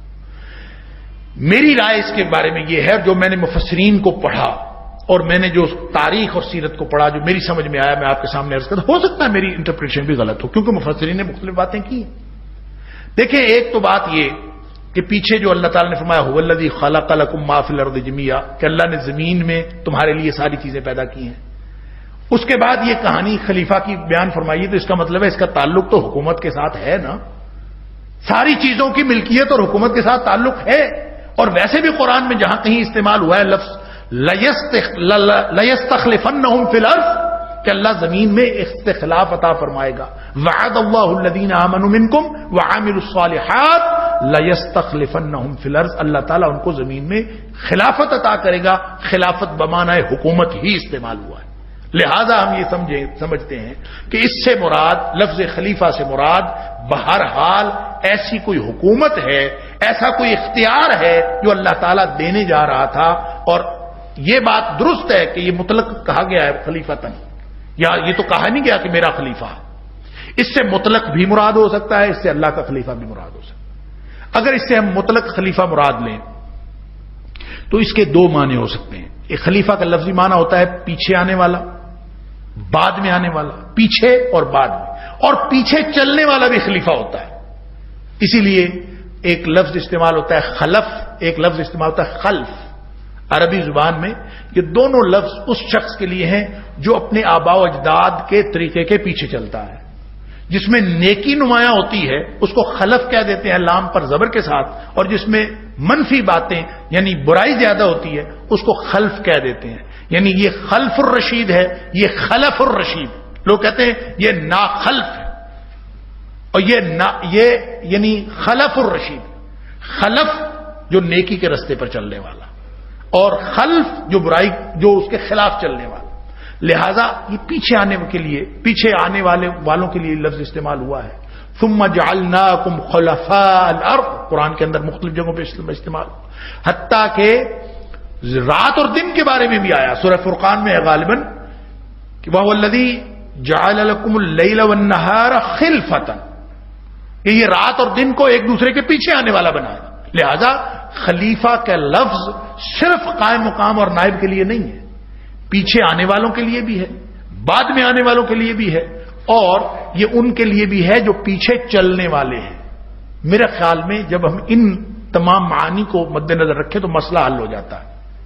یعنی ایک تو مسئلہ یہ حل ہو گیا کہ اگر یہ خلافت عرضی سے مراد اللہ کی خلافت ہے تو اطاعت کرنا اللہ کے حکم کی، ان معنوں میں خلیفہ ہوگا. اللہ کے ہر حکم ماننے والا، اللہ کے حکم کی تنفیذ کرنے والا. اور وہ جو محترم ڈاکٹر اسرار احمد صاحب فرمایا کرتے تھے کہ اس کی مثال بر صغیر کا وائس رائے ہے. یعنی اعتراض اصل میں لوگوں نے یہ کیا ہے نا کہ قائم مقام یا نائب تو اس وقت ہوتا ہے جب اصل موجود نہ ہو. اصل کی غیر موجودگی میں قائم مقام کام کرتا ہے نا. نائب تو اسی وقت، جیسے پاکستان کا صدر باہر گیا ہو تو پھر سینٹ کا جو چیئرمین ہوتا ہے وہ صدر بن جاتا ہے، وہ قائم مقامی کرتا ہے. تو گورنر اگر گیا ہو باہر تو اس کی جگہ اسپیکر اسمبلی کا جو ہے نا وہ اس کی جگہ قائم مقام، اس کی غیر موجودگی میں قائم مقام ہوتا ہے. لہذا ان کو اعتراض یہ ہے کہ اگر یہ خلیفت اللہ فی الارض ہے تو پھر اللہ کی ذات تو ہر وقت موجود ہے. جب اللہ کی ذات ہر وقت موجود ہے تو انسان خلیفہ ہو کیسے سکتا ہے اللہ کا؟ تو وہ خلیفہ غیر موجودگی میں ہونا ضروری نہیں ہے. تو ایک مثال تو اس کی یہ دی جاتی ہے کہ جیسے وائس رائے ہوتا تھا انگریز حکومت کا نمائندہ یہاں پہ، تو اس کا ایک کام تو یہ ہوتا تھا کہ انگریز سرکار جو بھی حکم دیں اس کو نافذ کرنا اس کے لیے ذمہ داری تھی کہ وہ نافذ کرے. اور دوسرا اس کے پاس یہ اختیار تھا کہ لوکلی یہاں کے جو مصلحتیں دیکھ کر، یہاں کے حالات دیکھ کر وہ اگر یہاں کے کوئی قوانین بناتا تھا تو اس میں وہ صاحب اختیار تھا. تو وہ کہتے ہیں کہ یہی حیثیت انسان کی ہے کہ انسان زمین میں اللہ کا حکم نافذ کرنے کے لیے خلیفہ ہے، اللہ کی اطاعت کرنے کے لیے خلیفہ ہے، اللہ کے حکم ماننے اور اس کے پیچھے چلنے کے حوالے سے خلیفہ ہے. اور یہ بات اور دیگر مفسرین نے بھی لکھی ہے کہ انسان جب اللہ کا حکم مانے گا تو یہ خلیفۃ اللہ فی الارض ہے، اور اگر یہ حکم نہیں مانے گا تو پھر یہ خلیفہ نہیں. خلیفہ اللہ کے حکم ماننے سے ہے، اگر نہیں مانتا تو اس کا مطلب ہے خلیفہ نہیں ہے. اس سے یہ نتیجہ نکلتا ہے کہ غیر مسلم اس خلافت سے خود بخود الگ ہو گئے کہ انہوں نے اللہ کے حکم کو نافذ کرنے کا نہ دعویٰ کیا، نہ اس وعدے پر پورے اترے، نہ اس خلیفہ کی بنیادی پری ریکوزٹ جو ہے اس کو پورا کیا. اس لیے وہ خلافت کے اہل ہی نہیں ہے. خلافت کے اہل صرف وہ ہیں جو مسلمان ہیں، جو اللہ کے حکم کی اطاعت کا دم بھرتے ہیں. لہذا یہ خلافت عرضی خلیفت اللہ فی الارض ہے. ہر وہ شخص اپنی ذات میں جو اللہ کے حکم کو نافذ کرنے کے لیے اس دنیا میں اپنا کردار ادا کرتا ہے وہ اللہ کا خلیفہ ہے. اور یہ بات سمجھ میں آنے والی ہے، اس میں کوئی دوسری رائے نہیں. اور فرشتوں کو جو کہا تھا انی جاعل فی الارض خلیفہ، ان معنوں میں بھی تھا کہ اس سے پہلے جن یہاں پہ زمین میں آباد تھے، اور ایک روایت میں آتا ہے کہ جنوں نے جب یہاں پہ بہت زیادہ فساد برپا کیا تو اللہ تعالیٰ نے فرشتوں کے ذریعے سے ان کو سمندروں کی طرف اور پہاڑوں کی طرف دھکیل دیا، زمین خالی کرا لی گئی ان سے، اور پھر اللہ تعالیٰ نے فرمایا انی جاعل فی الارض خلیفہ. گویا ان کے بعد وہ جو پہلے تھے جن، ان کے بعد اللہ تعالیٰ ایک قوم پیدا کرنے والا ہے. ان معنوں میں بعد میں آنے والوں کے لیے لفظ خلیفہ بولا یہ بھی ہو سکتا ہے. لہذا یہ سارے معنی بیک وقت درست ہو سکتے ہیں. بعد میں آنے والی مخلوق اور اللہ کا حکم ماننے والی مخلوق، وہ ہے خلیفۃ اللہ فی الارض. لیکن نظام خلافت کی جہاں تک بات ہے، اور پھر ہمارا ایک اور جو خلط مبحث یہاں سے ڈیولپ ہوتا ہے وہ خلافت اور جمہوریت کو ہم اس کا موازنہ کرتے ہیں کہ جمہوریت ٹھیک ہے کہ خلافت ٹھیک ہے. کچھ لوگ ہیں جو جمہوریت کو کفر قرار دینے والے، کچھ لوگ ہیں جو جمہوریت کو عین اسلام قرار دینے والے، اور پھر اس سے نتیجہ نکال کے ایک ایسی لمبی بحث چل پڑی ہے، اور علمی حلقوں کے اندر پی ایچ ڈیز ہوئی ہیں اس کے اوپر، خلافت اور جمہوریت، خلافت اور جمہوریت. نظام اب سمجھ لیجئے، اس کی لفظی بحث سے نکل کر جب اس کو پریکٹیکلی ہم دیکھتے ہیں تو اللہ کا حکم زمین پر نافذ کرنے والا، اپنے اوپر نافذ کرنے والا، وہ ہے نا اصل میں اللہ کا خلیفہ. وہی ہے اللہ کا خلیفہ جو لفظی طور پر بھی ثابت ہو رہا ہے اور مانوی طور پر بھی ثابت ہو رہا ہے. تو زمین پر اللہ کا قانون نافذ کرنے والی سب سے اولین شخصیت کون ہے؟ وہ انبیاء ہوتے ہیں. حضرت آدم علیہ السلام سے لے کر نبی کریم صلی اللہ علیہ وسلم تک، یہ وہ سارے جلیل القدر ہستیاں ہیں جو حقیقت میں خلیفۃ اللہ فی الارض ہونے کا استحقاق بھی رکھتے ہیں، اور اصل ان کی جو اتھارٹی ہے وہ خلیفۃ اللہ فی الارض ہونے کی، وہ نبی ہوتے ہیں اللہ کے خلیفہ زمین میں، کیونکہ وہ اللہ کا نظام نافذ کرنے کے لیے وہ آتے ہیں. سارے انسانوں سے چنیدہ، مصطفیٰ، برگزیدہ، مجتبی، وہ اللہ کا قانون نافذ کرنے کے لیے وہ اللہ کے نبی ہوتے ہیں. لہذا ہم جب اس تناظر میں دیکھتے ہیں تو نبی اکرم صلی اللہ علیہ وسلم خلیفۃ اللہ فی الارض. اب پھر حضرت ابوبکر صدیق رضی اللہ تعالیٰ عنہ آئے تو وہ کیا تھے؟ وہ خلیفۃ اللہ فی الارض تھے. حضرت ابوبکر صدیق رضی اللہ تعالیٰ، اگر ان معنوں میں دیکھیں تو ان کو خلیفۃ اللہ فی الارض ہونا چاہیے، لیکن ایسا نہیں ہے. حضرت ابوبکر صدیق رضی اللہ تعالیٰ عنہ کو یا خلیفۃ اللہ کہا گیا، لا یا خلیفۃ اللہ کہا گیا. ایک شخص آیا، اس نے آ کے کہا یا خلیفۃ اللہ، تو حضرت ابوبکر صدیق رضی اللہ تعالیٰ نے اس کو روک دیا. اس کو کہا نہیں، میں اللہ کا خلیفہ نہیں ہوں، انا خلیفۃ رسول اللہ، میں اللہ کے رسول کا صلی اللہ علیہ وسلم کا خلیفہ ہوں، میں اللہ کا خلیفہ نہیں ہوں. اللہ کے خلیفہ کون تھے؟ وہ نبی اکرم صلی اللہ علیہ وسلم کی ذات تھی. اب نبی اکرم وہ تھے اللہ کے ہر بات کے پیچھے چلنے والے، وہ تھے اللہ کے ہر حکم کو زمین پر نافذ کرنے والے. اب میں اللہ کا خلیفہ نہیں ہو سکتا، وہ تو نبی ہوتے ہیں. میں ہو سکتا ہوں تو میں کسی نبی کا خلیفہ ہو سکتا ہوں کہ مجھے جو نبی نے اللہ کے احکام نافذ کر کے ایک سسٹم بتایا، ایک نظام دیا، میں اس نظام کو نافذ کرنے والا ہوں. انا خلیفۃ رسول اللہ، میں اللہ کے رسول صلی اللہ علیہ وسلم کا خلیفہ ہوں.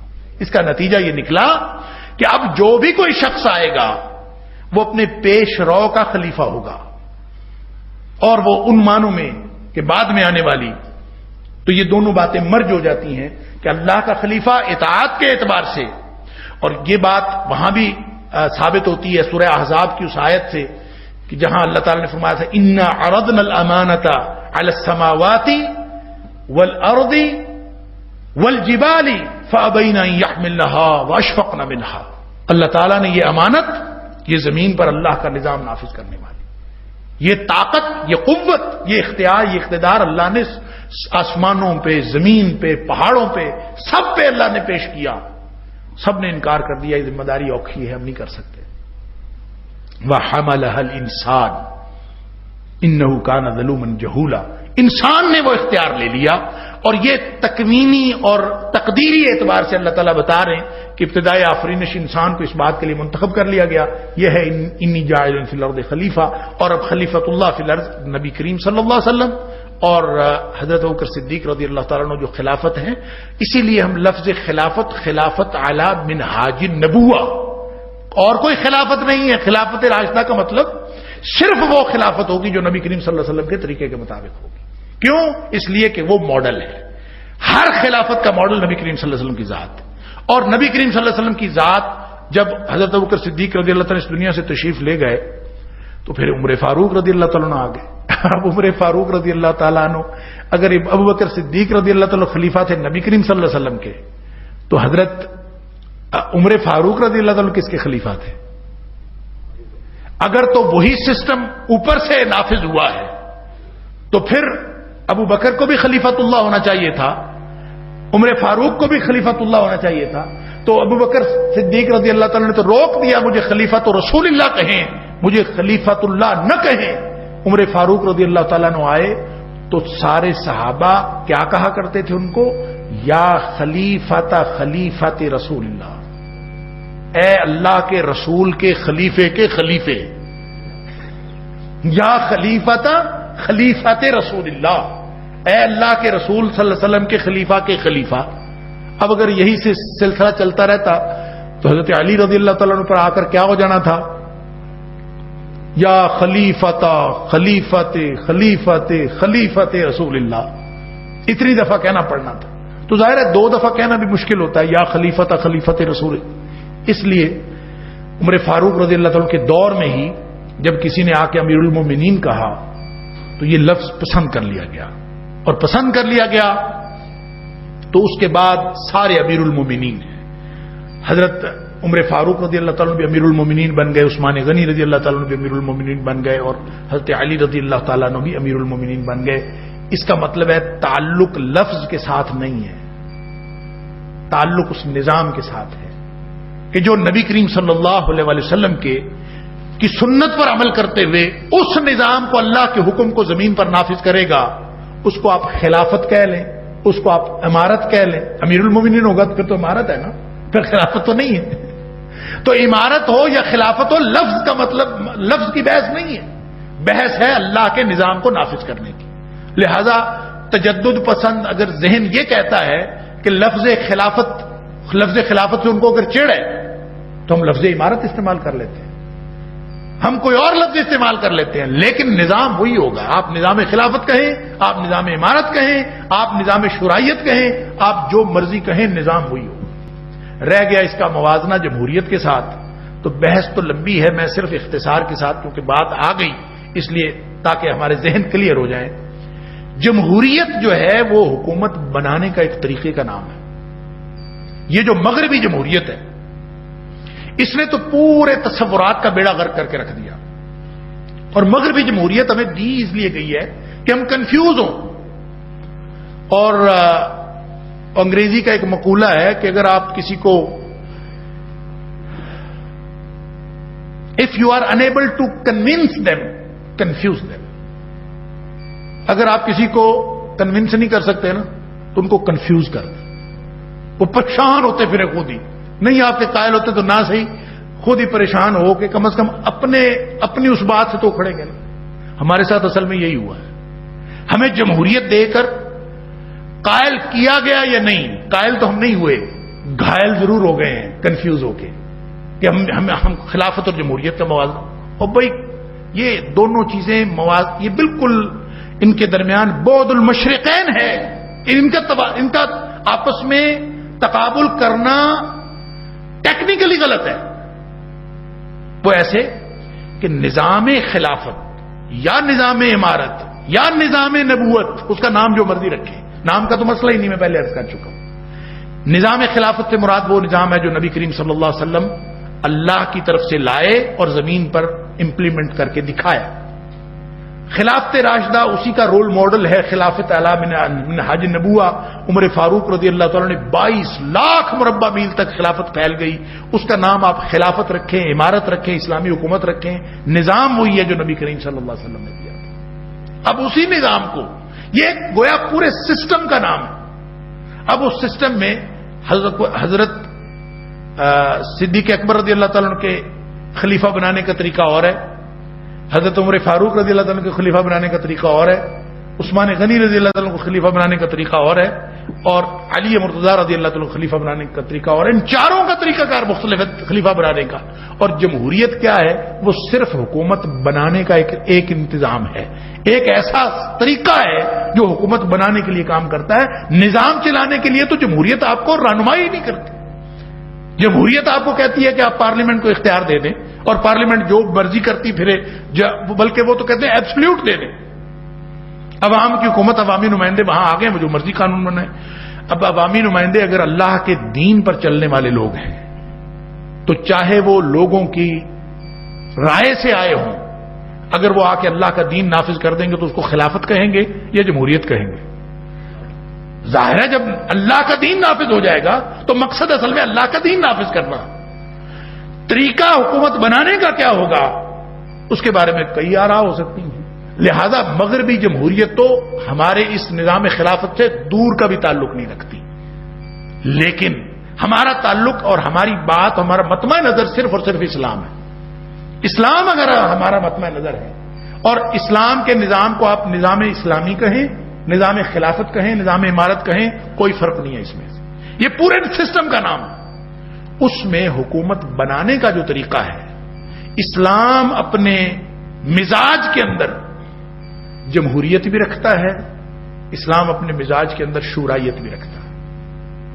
اسی وجہ سے جو لوگ جمہوریت کے دل دادا ہیں ان کو غلط فہمی ہوتی ہے، اور وہ اسلامی جمہوریت کا نام لے کر مغربی جمہوریت کے اوپر اسلامی جمہوریت کا لبادہ اڑا کر اس کو اپنائے ہوئے ہیں کہ شاید یہی اسلامی جمہوریت ہے، اور ان کا خیال یہ ہے کہ جمہوریت ہے اسلامی.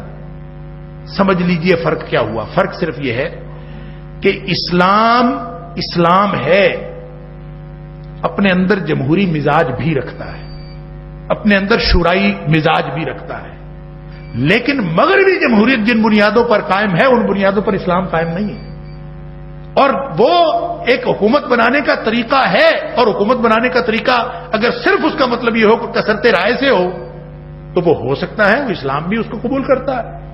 جیسا کہ حضرت عمر فاروق رضی اللہ تعالیٰ نے 6 بندوں کی کمیٹی بنائی کہ میرے بعد خلیفہ بنانے کے لیے 6 بندے. وہ 6 کے 6 کون تھے؟ عشرہ مبشرہ میں سے تھے. ساتھ میں جو تھے وہ حضرت سعید بن زید رضی اللہ تعالی عنہ، وہ بھی عشرہ مبشرہ میں سے تھے.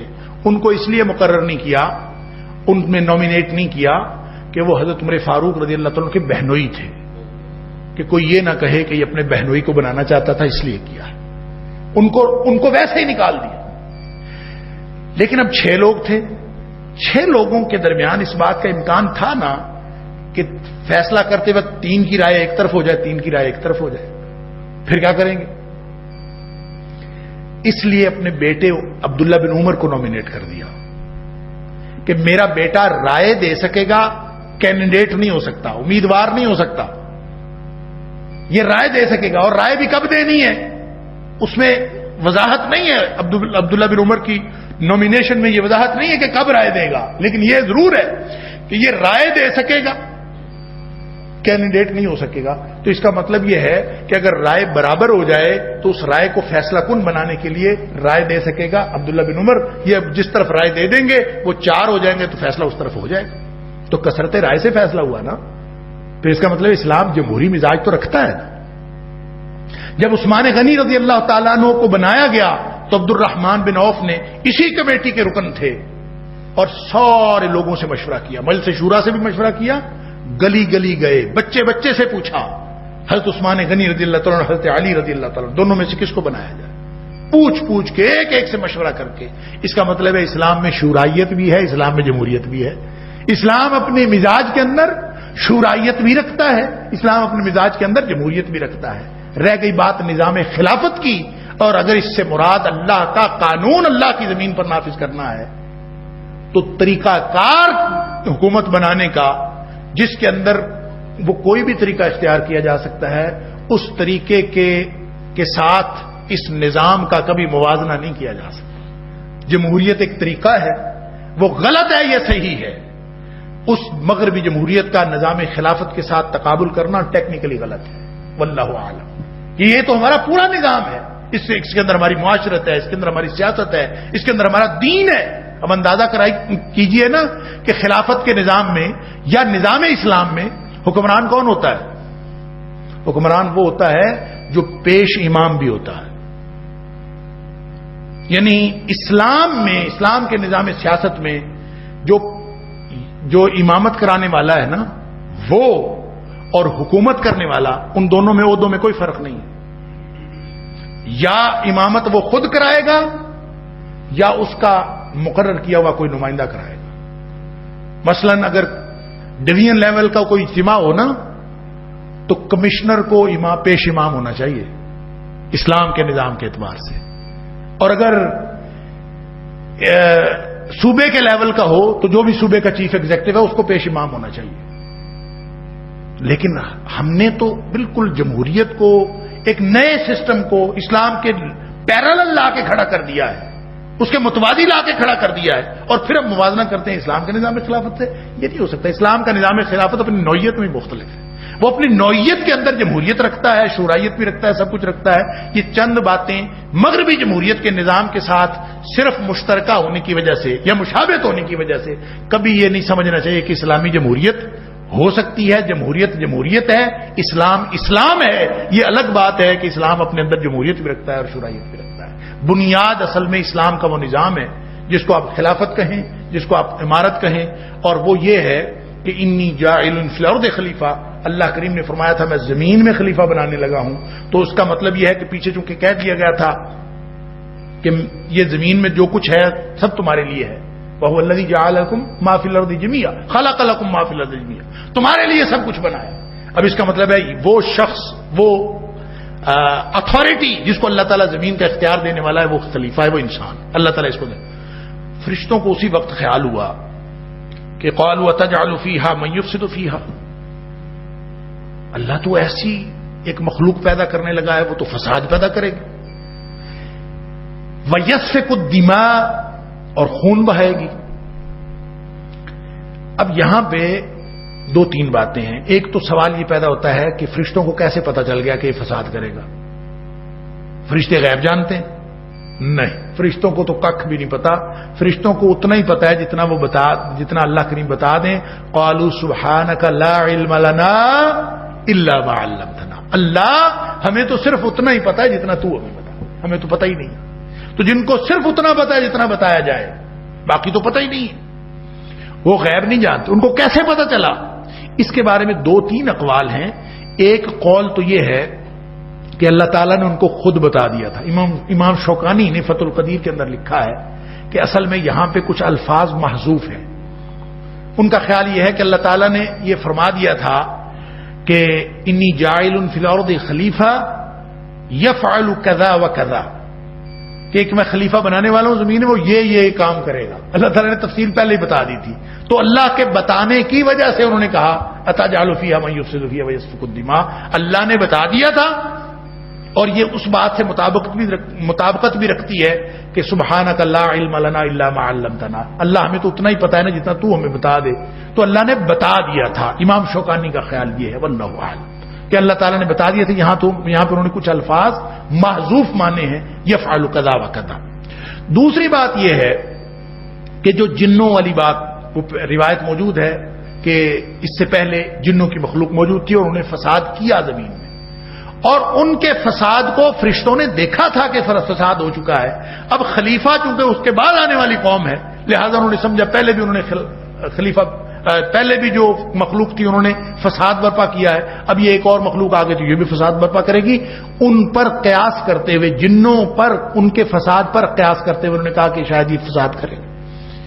ایک تیسری بات یہ کہی جا سکتی ہے اور کہی جاتی ہے کہ چونکہ خلیفہ کا مطلب یہ تھا کہ با اختیار قوم، با اختیار مخلوق بنائی جا رہی.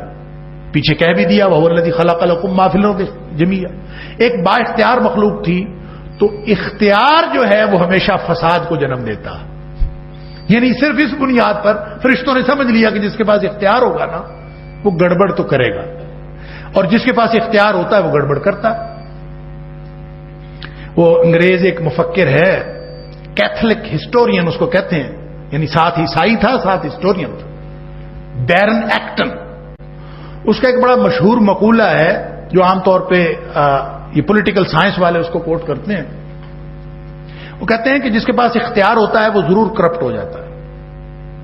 Power tends to corrupt and absolute power corrupts absolutely. جس کے پاس زیادہ اختیار ہوگا وہ زیادہ کرپٹ ہوگا. جس کے پاس الٹیمیٹ اختیار ہو سب سے زیادہ تو وہ سب سے زیادہ کرپٹ وہی ہوگا. تو با اختیار کرپٹ ہوتا ہے. بلکہ اس کا آگے اس کی ایکسٹینشن میں وہ کہتا ہے great men are almost always corrupt and bad men لفظ سے استعمال کیا. Great men are almost always bad men. یعنی جو جتنے بڑے آدمی ہوتے ہیں نا وہ تقریباً ہمیشہ ہی غلط آدمی بھی ہوتے ہیں. اب ہمیں اس کے مقولے سے کچھ نہیں لینا، لیکن اس سے یہ نتیجہ نکلتا ہے کہ اختیار جس کے پاس ہو تو یہ ذہن میں فوراً بات آتی ہے کہ وہ فساد بھی کرے گا. جس کے پاس اختیار ہوتا ہے فساد کا امکان تو ہوتا ہے وہ کرے یا نہ کرے. جس کے پاس اختیار ہے، اور ہم دنیا میں دیکھتے بھی ایسے ہوتا ہے، تو فرشتوں نے اس بنیاد پر کہا تھا کہ جس کے پاس اختیار ہوگا وہ گڑبڑ کرے گا. اور یہ اختیار رکھ کے جو طرز عمل اختیار کیا تھا جنوں نے یہ وہ دیکھ بھی چکے تھے، لہذا اس کا مطلب یہ بھی ہو سکتا ہے. اور اس سلسلے کی چوتھی اور آخری بات یہ ہے کہ اس کا مطلب یہ ہو سکتا ہے کہ انہوں نے کیوں یہ کہا. وہ یہ تھا کہ انہوں نے اس بات سے اندازہ کیا کہ دیکھیں دو طرزۂ عمل ہے. ایک طرز عمل تو یہ ہے کہ انسان بندگی کرے، اللہ کی کسی بھی حکم کی نافرمانی نہ کرے، جو اللہ تعالیٰ فرمائے اس طرح کرتا جائے، اور ہمیشہ اللہ کی تسبیح بھی بیان کرے، اللہ کی تقدیس بھی بیان کرے، اللہ کا ذکر بھی کرے، سب کچھ کرے. یہ ایک طرز عمل ہے نا. اور دوسرا طرز عمل یہ ہے کہ اللہ کی نافرمانی کرے، بگاڑ پیدا کرے. پہلی صورت میں امن پیدا ہوتا ہے، دوسری صورت میں بگاڑ پیدا ہوتا ہے. دو ہی باتیں تھیں. پہلے قسم کا طرز عمل تو سارے فرشتے کر رہے تھے. پہلی قسم کا طرز عمل تو فرشتے اپنائے ہوئے تھے. یعنی نحن نسبح بحمدک ونقدس لک. اللہ جہاں تک بندگی کی بات ہے اور پہلے قسم کے طرز عمل کی بات ہے کہ ہم تیری تسبیح بھی کرتے ہیں، ہم تیری بندگی بھی کرتے ہیں. پہلی قسم کا طرز عمل تو فرشتے اپنائے ہوئے تھے. یعنی نحن نسبح بحمدک ونقدس لک.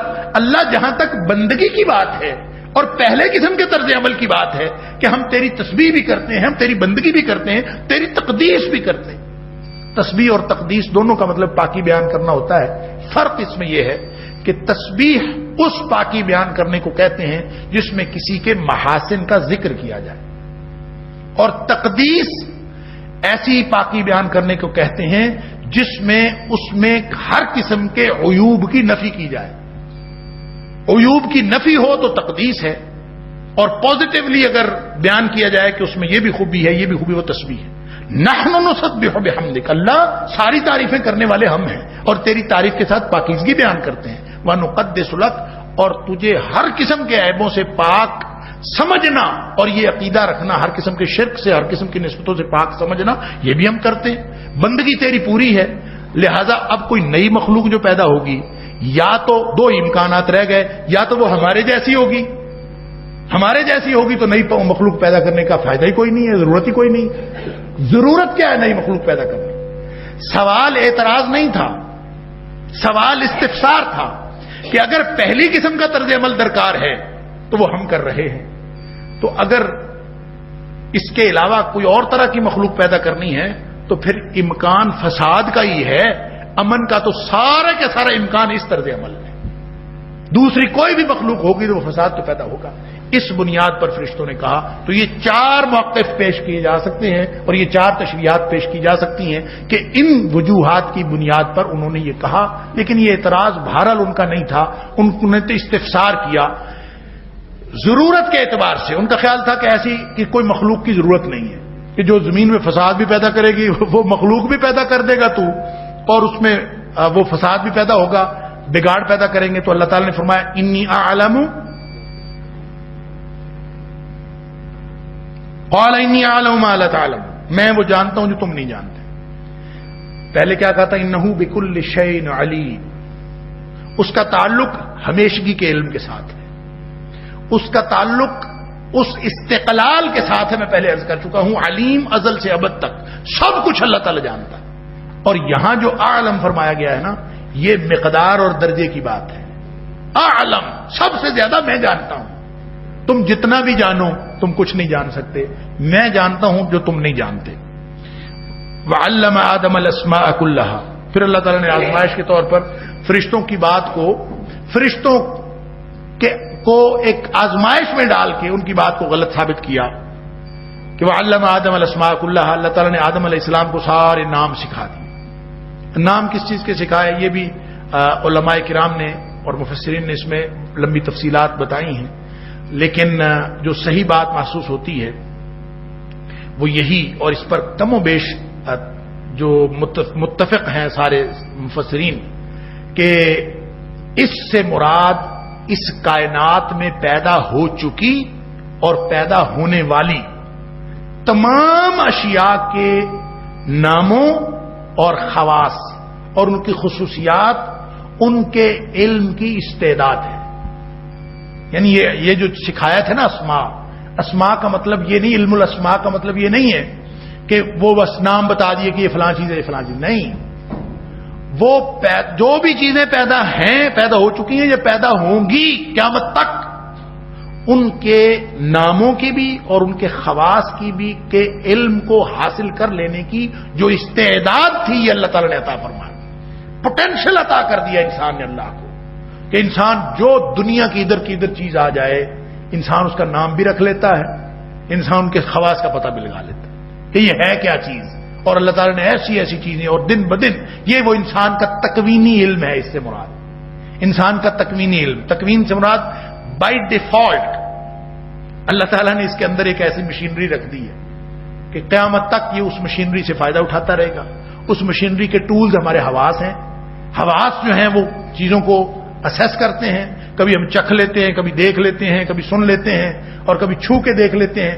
پھر ان ساری چیزوں کا انالیسس کرنے کے لیے اللہ تعالیٰ نے ہمیں عقل دی ہے، اور عقل کے یہ حواس ٹول ہیں، اور یہ پروسیس آٹومیٹک ہے، یہ چلتا رہتا ہے. یعنی دیکھیں نا، بچہ اس کو کس نے سکھایا ہوتا ہے کہ تم نے پہلا جو سوال کرنا ہے وہ یہ ہے کہ کیا؟ بچے کو کس نے سکھایا؟ کسی نے بتایا ہے کہ تم نے سب سے پہلے پوچھنا ہی ہے بس. بچہ جب بولنا سیکھتا ہے تو سب سے پہلی بات یہ کرتا ہے کیا. ہر چیز کے بارے میں پوچھتا ہے یہ کیا ہے، یہ کیا ہے، یہ کیا ہے. بنیادی طور پر انسان مشینری ہے نا، جس چیز کو دیکھتا ہے اس کو جاننے کی کوشش کرتا ہے کہ کیا. تو یہ فطرت میں جو اللہ نے رکھا ہے تکوینی اعتبار سے، یہ اللہ تعالیٰ نے انسان کو ایک ایسے علم کا پوٹینشل دے دیا ہے کہ یہ ساری زندگی اس کے اندر ڈیولپمنٹ ہوتی رہے گی، اور ہوتے ہوتے کہاں تک پہنچے گی یہ اللہ ہی جانتا ہے. اس نے کہا تھا آنکھ جو کچھ دیکھتی ہے لب پہ آ سکتا نہیں، محو حیرت ہوں کہ دنیا کیا سے کیا ہو جائے گی. یہ کیا ہونے والا ہے کچھ نہیں پتا، لیکن ہوتا جا رہا ہے دن بدن، آگے سے آگے لوگ بڑھتے جا رہے ہیں، اور ایسی چیزیں اور ایسا علم کہ انسان حیران رہ جاتا ہے کہ یہ کہاں سے چیزیں آ رہی ہیں. اور ظاہر انسان کی عقل سوچتی ہے اور اس کو امپلیمنٹ کرتی ہے، اور یہ ٹولز اللہ تعالیٰ نے دیے ہوئے ہیں، اور سارے کے سارے اسباب وہ تو پیدا ہی اس کے لیے کیے تھے. وَهُوَ الَّذِي خَلَقَ لَكُم مَّا فِي الْأَرْضِ جَمِيعًا، اسی نے سارا کچھ تمہارے لیے پیدا کیا تھا. اس کو استعمال کرتے ہوئے اللہ تعالیٰ کے اس دی ہوئی صلاحیت کے ذریعے، اس پوٹینشل کے ذریعے انسان اپنے علم کو آگے بڑھا رہا. یہ ہے تکوینی علم. اس کے ساتھ دوسرا علم ہے جو تشریعی علم ہے، شریعت کا علم، جس کا سورس وہی ہے. یہ بنیادی طور پر سمجھ لیجئے، اس کا سورس، تکوینی علم کا سورس عقل ہے، اور تشریعی علم کا سورس وہی ہے. یہ تو ہو سکتا ہے کہ کبھی وہی کے علم کو سمجھنے کے لیے عقل جو ہے وہ آپ کی رہنمائی کرے، لیکن یہ کبھی نہیں ہو سکتا کہ وہی جو ہے وہ عقل کے مطابق چلے. یہ کبھی نہیں ہو سکتا. عقل تو وہی کے مطابق چلے گی. یہ جو عقل اور وہی کی بحث ہے، پھر لمبی فلاسفہ نے اس کے اوپر بھی عقل اور وہی، وہ اقبال نے بھی اس میں بہت بات کی ہے. اللہ اکبر. پھر کبھی انشاءاللہ اس پر بھی گفتگو کریں گے کہ عقل کو اقبال، یہ چراغ راہ ہے منزل نہیں ہے، گزر جا عقل سے آگے کہ یہ نور چراغ راہ ہے منزل نہیں ہے. یہ روشنی ہے، اس سے دیکھ لیں آپ، لیکن آگے چلے جائیں، منزل تو آگے ہے. دیکھیں ایک ہوتی ہے آنکھ، اور آنکھ، اور دوسرا آنکھ کو دیکھنے کے لیے، اس بینائی کو دیکھنے کے لیے بھی روشنی کی ضرورت ہوتی ہے. اگر روشنی نہ ہو، اندھیرا ہو، تو یہ آنکھ موجود ہونے کے باوجود کچھ نہیں دیکھ سکتی. اللہ نے ہمیں آنکھ دے دی ہے، وہ عقل ہے، لیکن یہ دیکھ سکتی ہی نہیں جب تک وحی کی روشنی موجود نہ ہو. وحی کی روشنی ہوگی تو دیکھے گی، وگرنہ اس کے پاس صلاحیت ہونے کے باوجود یہ عقل کہیں کی نہیں ہے. یہ عقل اسی وقت صحیح چیزوں کو دیکھ سکتی ہے اور پرکھ سکتی ہے جب وحی کی روشنی آتی ہے. لہذا یہ ابتدا میں، رکوع کی ابتدا میں تکوینی علم کی بات کر دی ہے، تو رکوع کے آخر میں جب ہم آخر میں پہنچیں گے تو آپ دیکھیں گے کہ رکوع کے آخر میں تشریعی علم کی بات ہے، وہاں پہ تکوینی علم کی بات نہیں ہے.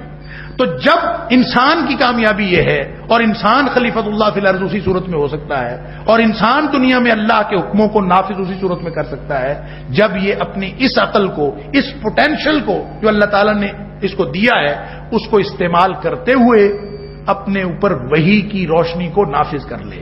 اس کو کر لے گا تو کامیاب ہو جائے گا. یہ خلاصہ ہے اس رکوع کا. تو بہرحال انی عالم ما لا تعلمون وعلم آدم الاسماء كلها، اللہ تعالیٰ نے وہ سارا کا سارا پوٹینشل علم دے دیا انسان.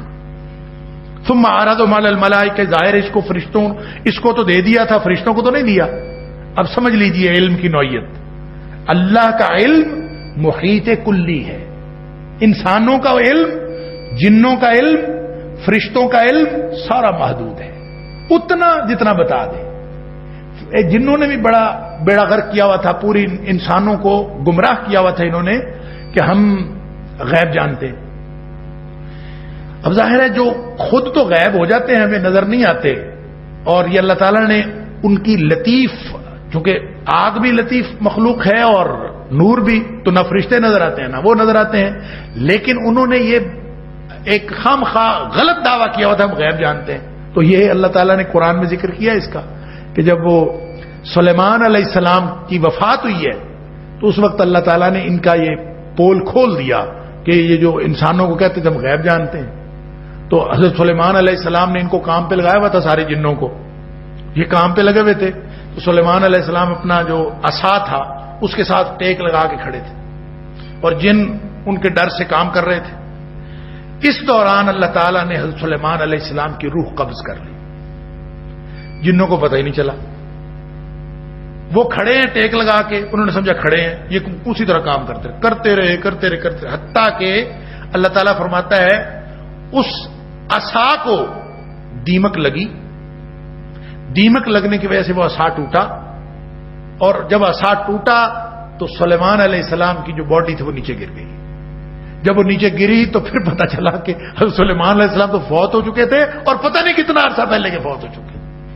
تو اس پر جو ہے وہ پول کھل گیا کہ انسانوں کے اوپر کہ یہ جو فرشتے، یہ جن کہتے تھے کہ ہم غیب جانتے ہیں، تو نہ کوئی غیب جانتا ہے جن، نہ کوئی غیب جانتا ہے فرشتہ، اور نہ کوئی غیب جانتا ہے انسان. جتنا اللہ بتا دے، اللہ الا من ارتضى من رسول، اللہ تعالیٰ فرماتا ہے اللہ اپنے رسولوں کو، اپنے بھیجے ہوئے کو جتنا بتا دے، اور جب بتا دے جتنا بتا دے وہ اتنا جانتے ہیں، اور جب نہ بتایا ہو تو وہ بڑی عمدہ مثال ہے اس کی کہ نہیں بتایا تھا تو پورے یوسف علیہ السلام قریبی کنویں میں پڑے تھے، تو یعقوب علیہ السلام کو نہیں پتا چلا کیونکہ بتایا ہی نہیں تھا. اور جب بتا دیا تو مصر سے قمیض چلی، تو کہتے ہیں انی لاجد ریح یوسف، مجھے یوسف کی خوشبو آتی ہے. جب قمیض مصر سے چلی تو فلسطین میں بیٹھے ہوئے یعقوب علیہ السلام کو خوشبو آ گئی جب اللہ نے بتانا چاہا، اور جب نہیں بتانا چاہا تو پورے کے پورے یوسف علیہ السلام قریبی کنویں میں پڑے تھے تو نہیں آئی خوشبو، اس وقت نہیں پتا چلا. تو وہی بات لا علم لنا الا ما علمتنا، جو فرشتوں نے کہا کہ اللہ ہمارا تو علم اتنا ہی جتنا تو ہمیں بتا دے. تو اللہ تعالیٰ نے بتا دیا، ان کو نہیں بتایا، فرشتوں کو نہیں بتایا، آدم علیہ السلام کو بتا دیا.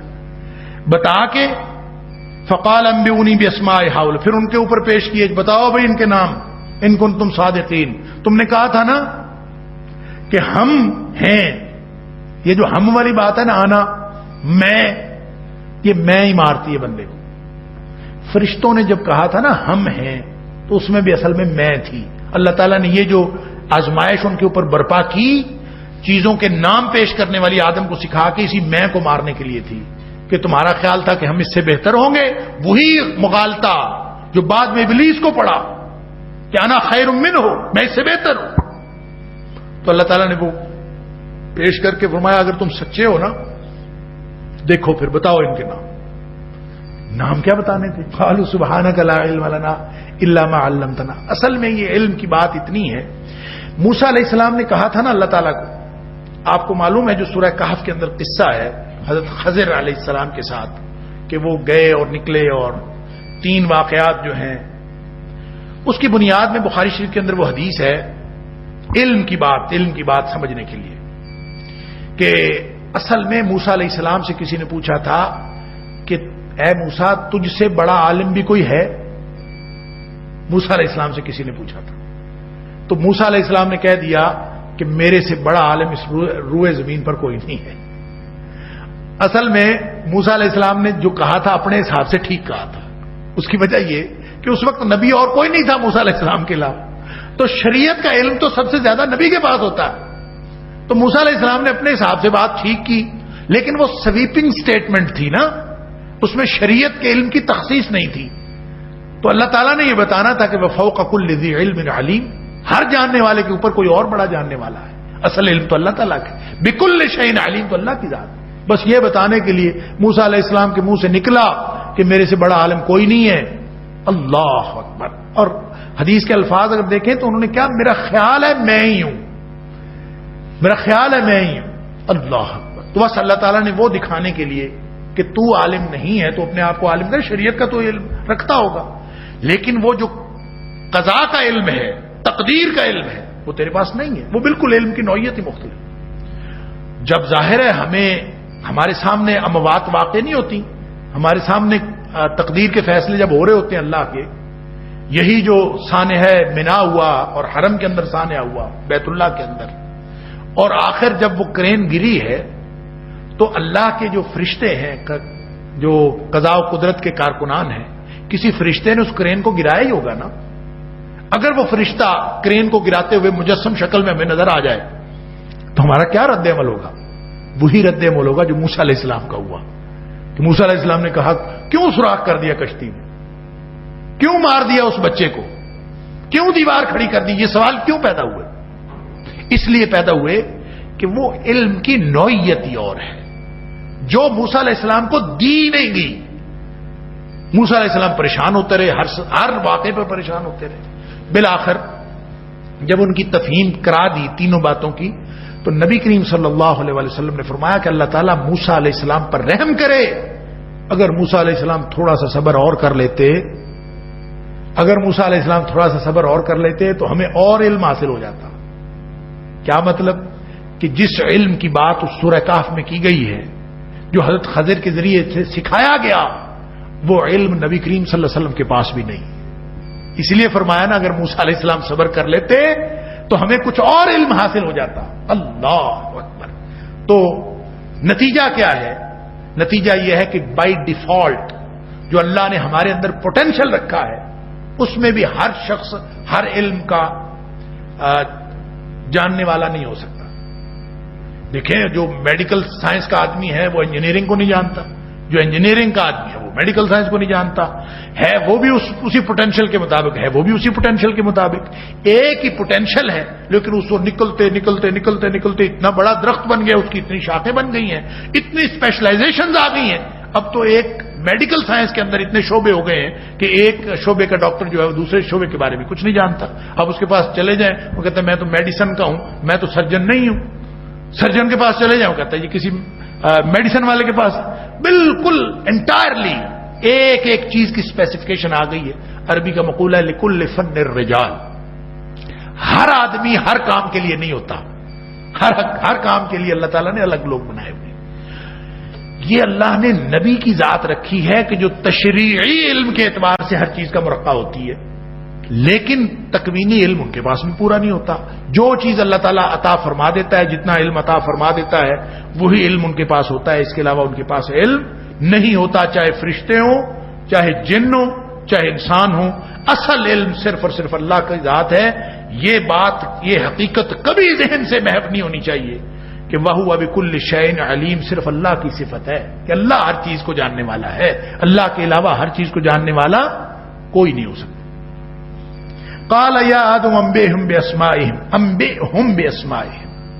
اے آدم، ظاہر ہے ان کو نہیں نام آئے، تو پھر آدم علیہ السلام کو کہا کہ ذرا تم ان کو بتاؤ۔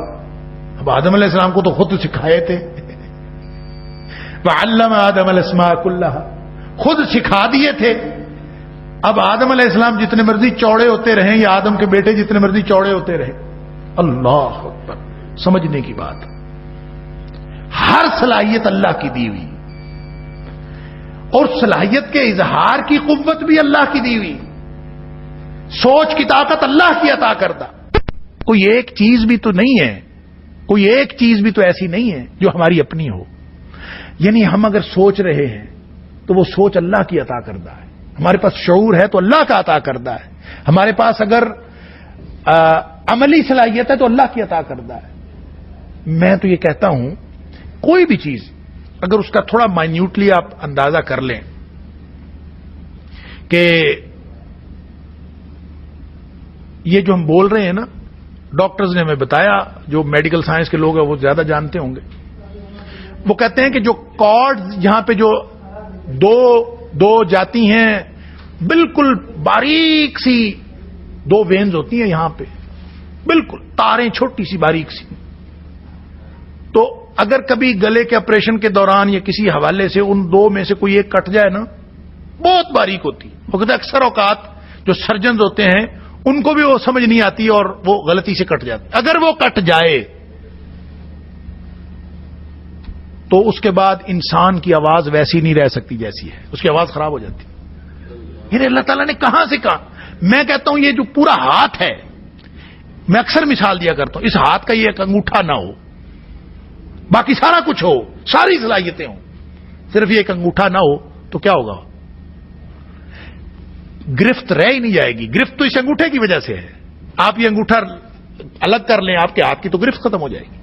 اس انگوٹھے کے اندر جو ہلنے کی صلاحیت ہے کس نے عطا کی ہے؟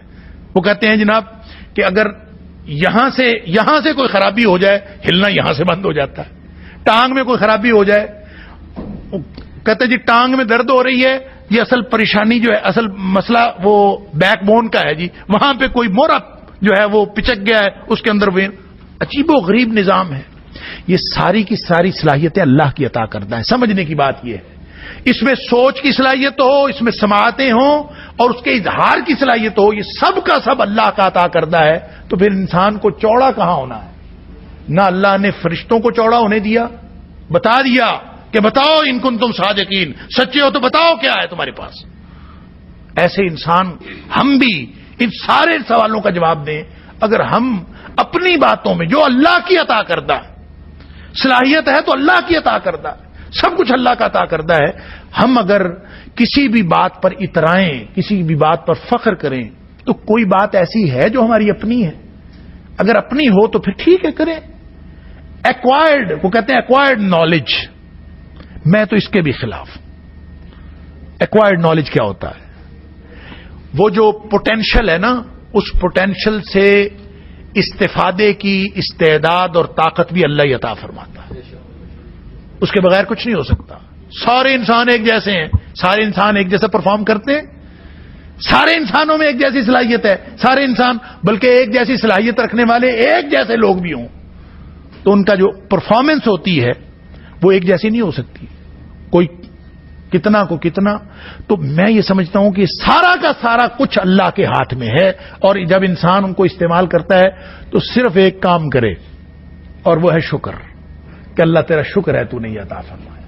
اگر شکر وہ کرتا رہے گا تو پھر اس کا مالک کے ساتھ وہ سلسلہ بھی جڑا رہے گا۔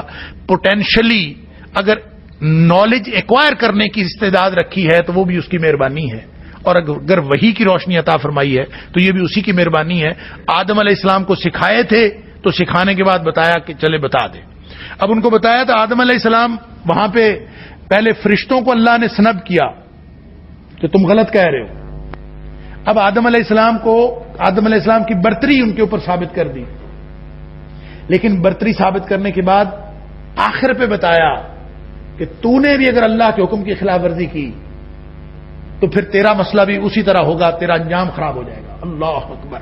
فلما انباهم باسمائهم قال لم اقل لكم اني اعلم غیب السماوات والارض واعلم ما تبدون وما كنتم تكتمون، جب آدم علیہ السلام نے سارے نام فر بتا دیے، انباهم ان کو بتا دیے، باسمائهم سارے نام، قال اللہ تعالی نے فرمایا الم اقل لكم میں نے تو پہلے ہی تمہیں کہہ دیا تھا، انی اعلم غیب السماوات والارض غیب زمین و آسمان کا سوائے میرے اور کوئی نہیں جانتا، انی اعلم میں ہی جانتا ہوں، غیب السماوات والارض زمین و آسمان کا غیب، اس کی غیب کی باتیں، چھپی ہوئی باتیں، واعلم اور میں جانتا ہوں، ما تبدون جو کوئی تم ظاہر کرتے ہو، وما کنتم تکتمون اور جو کچھ تم چھپاتے ہو، یہ سب کا سب میں جانتا ہوں۔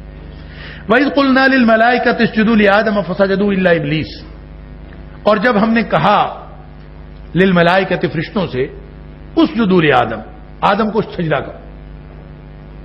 اب یہ آدم علیہ السلام کو ایک تو علمی اعتبار سے برتری بتا دی، دوسرا یہ کہ اگر یہ کارکنان ہیں فرشتے، جیسا کہ میں نے پہلے عرض کیا، اور کارکنان ہی ہیں، فرشتوں کی کئی قسمیں احادیث کے اندر بیان ہوئی ہیں، ملائے اعلیٰ کا ذکر تو قرآن میں ہے جو اللہ کے عرش کے بالکل ارد گرد ہیں اور اللہ کی حمد بیان کرتے رہتے ہیں، بہت ہی اعلیٰ فرشتے، یوں کہہ لیجئے کہ وہ لطافت کی بھی معراج ہیں، اللہ کی بندگی کی بھی معراج ہے، وہ اللہ کے عرش کے ارد گرد ہے۔ پھر اس کے بعد اس سے کمتر فرشتے ہیں، پھر اس کے بعد 7ویں آسمان کے فرشتے ہیں، پھر 6 کے، پھر 5ویں کے، یوں پہلے آسمان تک کے فرشتے ہیں۔ حدیث کے اندر مختلف تفصیلات آتی ہیں، جب اللہ کی طرف سے حکم آتا ہے تو فرشتوں کو حکم ملتا ہے، سارے فرشتے پھڑپھڑانے لگتے ہیں، یعنی اس کا مطلب ہے پروں والے۔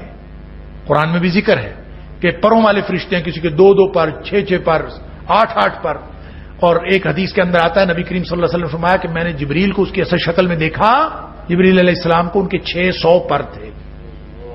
تو سارے آسمان کے فرشتے، نبی پاک صلی اللہ علیہ وسلم نے فرمایا، حدیث کے اندر آتا ہے جب اللہ کوئی حکم نافذ کرتا ہے، جاری فرماتا ہے، تو اس آسمان کے اس منزل کے سارے فرشتے وہ پھڑپھڑانے لگتے ہیں، ان کے اندر ایک تھرتھلی مچ جاتی ہے کہ اللہ کا حکم آیا، اور جب تک وہ اس پورے آسمان سے پر امپلیمنٹ نہیں ہو جاتا اور امپلیمنٹ ہو کے اس کے نیچے والے آسمان تک کنوے نہیں ہو جاتا، اس وقت تک ان کے اندر یہ افراتفری جاری رہتی ہے، اور پھر اس کے بعد اگلا، پھر اس کے بعد پھر کچھ زمین میں پھرتے۔ شاہ ولی اللہ نے اپنی حجت اللہ البالغہ کے اندر اس کی بڑی تفصیل بیان کی ہے کہ فرشتے جو ہیں کچھ ملائے اعلیٰ ہیں نا، جس طرح جو اللہ کے عرش کے گرد ہے، اسی طرح، اور پھر درمیان میں کئی سطح کے فرشتے ہیں، اسی طرح ملائے اسفل ہیں جو سب سے کم ترین فرشتے ہیں، بالکل چھوٹے چھوٹے کارکن ہیں۔ بلکہ انہوں نے کہا ہے کہ جب بارش کے قطرے گرتے ہیں نا، ہر بارش کے قطرے کے ساتھ ایک فرشتہ نازل ہوتا ہے، اور وہ فرشتہ ایک قطرہ لے کے آ رہا ہوتا ہے ہر چیز کے اندر، حتیٰ کہ انہوں نے تفصیلات بیان کر، یہ ہر شخص کی اپنی پرسپشن ہے۔ جب اللہ تعالیٰ نے فرما دیا کہ لا تعداد فرشتے ہیں، تو اس کا اجمالی عقیدہ اور اجمالی ایمان تو یہی ہے کہ ہم یہ سمجھیں کہ اللہ کے فرشتوں کی جو تعداد ہے وہ بے شمار ہے، اس کو شمار میں نہیں لایا جا سکتا۔ لیکن یہ سمجھنے کے لیے شاہ ولی اللہ نے لکھا ہے کہ جب کوئی شکاری، مچھلیوں کا شکاری، ماہی گیر، وہ جال ڈالتا ہے، اللہ اکبر، تو مچھلی کے دل میں جو بات ڈلتی ہے نا کہ جال کی طرف جانا ہے، وہ بھی اصل میں فرشتہ آ کے ڈالتا ہے، اللہ کی طرف سے مامور ہوتا ہے، اور وہ ہر مچھلی کو آ کے فرشتہ رہنمائی کرتا ہے کہ تو نے جال کی طرف جانا ہے کہ نہیں جانا۔ جب اللہ کی طرف سے حکم ہوتا ہے تو وہ فرشتہ اس کو لے کے جال کی طرف آ جاتا ہے، اور جس کا حکم نہیں ہوتا فرشتہ اس کو نہیں آتا۔ یہ ملائے اسفل، ہر طرح کے فرشتے وہ یہاں پہ زمین کے اندر جہاں مرضی وہ پھرتے۔ ان تمام فرشتوں کو، زمین کے فرشتے، آسمان کے فرشتے، تمام فرشتے، ان تمام فرشتوں کو اللہ تعالی نے حکم دیا کہ آدم کو سجدہ کرو، اب تمہاری جتنی مرضی اعلیٰ ترین ہو یا ادنا ترین ہو، سارے کے سارے فرشتے سجدہ کرو۔ اب وہ جو اب آئی بات وہ ابلیس کی کہ ابلیس کہاں تھا، کہ فسجدوا الا ابلیس، ابلیس کے علاوہ باقی سب نے سجدہ کیا۔ اب ابلیس فرشتہ تو نہیں تھا، ابلیس تو جنوں میں سے تھا۔ اللہ تعالیٰ نے سورہ کہف کے اندر فرمایا کہ ابلیس جنوں میں سے تھا، کان من الجن ففسق عن امر ربی، وہ جنوں میں سے تھا، اس لیے اس نے اللہ کے حکم کی خلاف ورزی کی۔ اگر وہ فرشتوں میں سے ہوتا تو فرشتوں کے پاس تو اللہ کے حکم کی خلاف ورزی کی استعداد ہی نہیں ہے. تو وہ جنوں میں سے تھا، البتہ اس کے وہ جو نیکی اور پرہیزگاری تھی اس کی وجہ سے اللہ تعالیٰ نے اس کو فرشتوں میں شامل کر رکھا تھا. اور مفسرین کا خیال یہ ہے کہ یہ جو ارضی فرشتے تھے نا، ملائے اسفل، زمین میں پھرنے والے فرشتے، ان کے ساتھ اس کو بھی شامل کیا ہوا تھا. اور یہ ملائے اعلیٰ میں سے نہیں تھا، یہ ملائے اسفل میں سے تھا. ارضی فرشتوں کے اندر اس کو بھی شامل کیا ہوا تھا. لیکن جب حکم ہوا کہ تمام کے تمام فرشتے سجدہ کرو، تو اس حکم میں یہ ظاہر ابلیس بھی شامل تھا، کیونکہ یہ فرشتوں کے اندر شامل کر لیا گیا تھا. لیکن باقی کسی کے پاس بھی اختیار نہیں تھا، سب نے سجدہ کر دیا. اس کے پاس اختیار تھا، یہ ڈٹ گیا، میں نے نہیں کرنا. فسجدوا الا ابلیس. یہ سجدہ سے مراد کیا ہے؟ اور لوگوں نے لکھا ہے کہ سجدہ عبادت تو ہو ہی نہیں سکتا نا، سجدہ عبادت تو ہو ہی نہیں سکتا. سجدہ تعظیمی پرانی امتوں میں بھی جاری رہا. نبی کریم صلی اللہ علیہ وسلم نے فرمایا کہ اس امت میں سجدہ تعظیمی بھی ختم ہو گیا. جب صحابہ کرام نے نبی کریم صلی اللہ علیہ وسلم سے کہا کہ اللہ کے رسول صلی اللہ علیہ وسلم دوسرے جو بادشاہوں کے درباری ہیں وہ اپنے بادشاہوں کو سجدہ تعظیمی کرتے ہیں، ہم بھی کر لیا کریں آپ کو سجدہ. پوچھا نبی کریم صلی اللہ علیہ وسلم، تو نبی پاک صلی اللہ علیہ وسلم نے فرمایا کہ اللہ کے علاوہ کسی کو سجدہ جائز نہیں.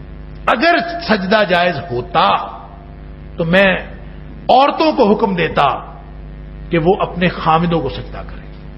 اگر ہوتا ہے نہیں، اگر ہوتا تو یہ ان کو حکم دیتا کہ اپنے خامدوں کو سجدہ کریں. تعظیم اور تکریم کی بات ہے، عزت کی بات ہے. تو فرشتوں کو اس لیے کہا کہ تاکہ تعظیم اور عظمت، کیونکہ یہ سارے کارکنان ہیں کائنات کے. اللہ نے زمین میں قوت اور جو خلافت عطا کرنی ہے، جو سلطنت عطا کرنی ہے، وہ اس مخلوق کو دینی انسانوں کو. تو انسانوں کے ہاتھ میں یہ سارے کارکنان آئیں گے تو پھر ہے نا، اگر یہ کارکنان اس کی بات ہی نہیں مانیں گے تو پھر کیسے ہوگا؟ اللہ نے حکم دیا، اللہ نے وعدہ کیا، نولہ ما تولا. یہ سارے کارکنان قضاء و قدرت اسی طرح کریں گے جسی طرح تم جانا چاہتے ہو. جس طرف تم جاؤ گے یہ سارے کے سارے وسائل ہم اسی طرح کے اسباب مہیا کر دیں. لہذا انسان جو کرنا چاہتا ہے، اب ظاہر ہے کہ اگر کوئی انسان برائی کے رستے پر جاتا ہے تو برائی کے رستے بھی تو اس کے اوپر کھلتے ہیں نا. اور برائی کے رستے اگر ہمیں وہ تکوینی چیزیں، کارکنان قضاء و قدرت دیکھنے کا اگر ہمارے پاس کوئی موقع ہو، آواز کم کر دیں آپ، اگر ہمارے پاس کوئی اس طرح کی چیزوں کو دیکھنے کی صلاحیت ہو اگر، تو آخر برائی جس طرف کوئی شخص برائی کرنے کے لیے جا رہا ہے اس کے لیے بھی تو مواقع عطا ہو رہے ہیں نا. وہ اللہ کے اس قانون کے تحت ہو رہے ہیں. نولہ ما تولا. جدھر یہ جانا چاہتا ہے ہم اس کے لیے ماحول کو سازگار بنا دیتے ہیں اس کے لیے. لیکن یہ جانا چاہے خود تو پھر یہ الزام اللہ پر دے تو اصل میں الزام اسی شخص پر ہے. تو اللہ تعالیٰ فرماتے ہیں ابلیس نے کہا کہ میں نہیں سجدہ کرتا، کیونکہ اس کو پتا تھا کہ اب لوگوں کے اپنے خیالات ہیں واللہ عالم، کہ چونکہ یہ جنوں میں سے چن لیا گیا تھا، چنیدہ تھا، باقی سارے جن جو ہیں وہ فسادی قرار پا کر زمین ان سے خالی کروا لی گئی، یہ فرشتوں میں شامل تھا. تو اس کے دل میں تھا کہ اب زمین کا چودھری میں ہی بنوں گا، کہ میں چونکہ سب سے اچھا ہوں اور میں چودھری بنوں گا. مسئلہ چودراہٹ کا ہی ہے پہلے دن سے لے کر آج تک. اللہ اکبر. قیامت والے دن ما اغنی عنی مالیہ ہلک عنی سلطانیہ. جو جہنمی حسرت اور افسوس کرتے ہوئے کہے گا تو دو باتیں نمایاں ہیں: میرے مال نے مجھے کوئی فائدہ نہیں دیا اور میری چودراہٹ نے مجھے مروا دیا. ہلک عنی سلطانیہ، میری چودراہٹ گم ہو گئی، میرا بڑا ہونا. اس سلطان کا مطلب ہوتا ہے بڑا آدمی نہیں ہوتا سلطان. سلطان ہوتا ہے بڑا بننے کی خواہش. ہر آدمی، کوئی بھی شخص جتنا مرضی، کوئی ریڑھی والا بھی اس کے اندر بھی سلطان ہو سکتا. وہ کسی کو نیڑے نہ لگنے دے، تیری ایسی کی تیسی. بس یہ اپنے اندر کا شیطان ہے، اپنے اندر کا تکبر ہے. تو وہ چاہے وہ بڑا ابلیس ہو تو چاہے ہم سارے ابلیس، شیطان کا جو ذاتی، دیکھیں ایک لفظ ہے شیطان، ایک لفظ ہے ابلیس، ایک لفظ ہے عزازیل. عزازیل نام ہے اس کا ذاتی، ابلیس کا ذاتی نام تھا عزازیل، عین کے ساتھ روایات میں آتا ہے. ابلیس جو ہے ابلس یبلس، اس کا مطلب ہے مایوس ہو جانے والا. مایوس اس لیے ہوا کہ یہ اللہ کی رحمت سے دور ہو گیا، اللہ تعالیٰ نے اس کے اوپر لعنت کر دی. لعنت ہونے کے بعد یہ ابلیس ہوا. اس کا ایک مطلب تو یہ ہوا کہ جو اللہ کی رحمت سے دور ہو جائے وہ مایوس ہو جاتا ہے، وہ ابلیس بن جاتا ہے. ایک دوسرا مطلب اس کا یہ ہے کہ جو مایوس ہو جائے نا، جو ابلیس بن جاتا ہے تو وہ اللہ کی رحمت سے دور ہو جاتا ہے. مایوس ہونے والا وہ بھی اللہ کی رحمت سے دور ہو جاتا ہے اور شیطان بن جاتا ہے. یعنی ادھر سے بھی ادھر سے بھی. رحمت سے دور ہو جائے تو ابلیس بن جاتا ہے، جو مایوس ہو جائے تو وہ رحمت سے دور ہو جاتا ہے. اسی لیے مایوسی، لا تقنطوا من رحمت اللہ، اللہ کی رحمت سے کبھی مایوس نہیں ہونا.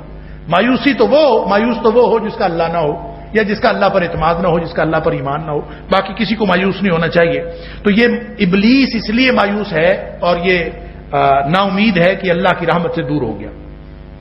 اس نے سجدہ نہیں کیا، ابا انکار کر دیا، واستکبر اور تکبر کیا. تکبر کرنا کیا ہوتا ہے؟ بار بار یہ بات آ گئی ہے. تکبر ہوتا ہے، نبی کریم صلی اللہ علیہ وسلم نے اس کی تفصیل بیان فرمائی، تشریح کی، بطر الحق وغمت الناس. تکبر ہے حق کا انکار کرنا اور دوسروں کو حقیر سمجھنا. یہی کام اس نے کیا ہے. اللہ کے حکم کا انکار کیا اور اپنے سے حقیر سمجھا آدم علیہ السلام کو. اس وجہ سے کان من الکافرین وکان من الکافرین، وہ کافروں میں سے ہو گیا. اس کا مطلب ہے جو شخص بھی یہ طرز عمل اختیار کرے گا وہ ہمیشہ کافروں میں سے ہو جائے گا. سجدہ مٹی کو کرایا. بعض روایتوں میں آتا ہے کہ ابلیس جو تھا نا، اس نے دیکھا آدم علیہ السلام کا جو پتلا تھا اللہ کریم نے بنا کے رکھ دیا، مٹی کا پتلا 40 برس پڑا رہا. بعض تاریخی روایات میں 40 برس یہ پتلا آدم کا پڑا. اچھا، یہ جو ابلیس تھا نا، یہ دیکھتا تھا کہ کیا اللہ نے بنایا ہے. اور بعض روایتوں میں آتا ہے کہ یہ اس کو اندر سے بھی دیکھتا تھا، اندر چلا جاتا تھا اور اندر سے دیکھتا تھا یہ اندر سے کھوکھلا ہے، کھنکنے والی مٹی ہے، اندر سے کھوکھلی ہے. اور یہ دیکھ دیکھ کے حیران ہوتا تھا کہ کیا اللہ نے چیز کیا بنائی. لیکن وہ 40 برس پڑا رہا. اس مٹی کو اللہ نے سجدہ کرنے کا حکم نہیں دیا. حکم اس وقت دیا جب اللہ نے اپنی روح پھونکی. فَنَفَخْتُ فِيهِ مِن رُوحِي فَقَعُوا لَهُ سَاجِدِينَ. فرمایا جب میں اس کو بنا لوں گا پھر میں اس میں اپنی روح پھونکوں گا. فَقَعُوا لَهُ ساجدین، پھر تم اس کے لیے سب کے سب سجدے میں گر جانا. یہ حکم تھا. اس کا مطلب یہ ہے کہ مٹی کو سجدہ نہیں ہوا. یہ تعظیمی سجدہ بھی، یہ تعظیم بھی مٹی کی نہیں ہے. تعظیم اس روح کی ہے جو اللہ کریم کے ساتھ نسبت قائم کرتی ہے، جو اللہ کے ساتھ تعلق قائم کرتی ہے. اگر انسان اسی تعلق کو قائم رکھے گا، اللہ کی اس نسبت کو قائم رکھے گا تو یہ معظم اور معزز اور محترم ہے. اور اگر اس تعلق کو قائم نہیں رکھے گا تو اس کا کوئی اعزاز نہیں. اس کا اعزاز مٹی ہونے کی وجہ سے نہیں ہے. اس کا اعزاز، ویسے تو مفسرین نے اس پر بھی بہت لکھا ہے کہ یہ جو اس نے کہا تھا نا انا خیر منہ خلقتنی من نار وخلقتہ من طین، کہ اللہ تو نے مجھے آگ سے پیدا کیا، اس کو مٹی سے پیدا کیا، تو میں اس سے بہتر ہوں. اس پر بھی مفسرین نے بڑی تفصیل سے کلام کیا ہے کہ مٹی آگ سے بہتر ہے، آگ مٹی سے بہتر نہیں ہے. لیکن حقیقت بات یہ ہے کہ یہ تجزیہ اور موازنہ تو ہم اس وقت کریں. اوپر ہو گیا ٹائم؟ اللہ اکبر، بتا دیا کریں یار. اللہ تعالیٰ مجھے معاف فرمائے. تو یہ موازنہ تو اس وقت ہے مٹی اور آگ کا اگر ہم یہ سمجھیں کہ یہ سجدہ مٹی کو ہوا تھا. سجدہ مٹی کو نہیں ہوا. یہ مٹی کے پتلے کے اندر جب اللہ کی روح پھونکی گئی تو اس کے بعد اس وقت سجدہ ہوا ہے. اس لیے انسان محترم اور معزز ہوا ہے. اللہ تعالیٰ مجھے اور آپ کو قرآن کی سمجھ عطا فرمائے اور اس پر عمل کرنے کی توفیق عطا فرمائے اور عمل کرتے ہوئے پوری زندگی گزارنے کی توفیق عطا فرمائے. وآخر دعوانا الحمدللہ رب العالمین.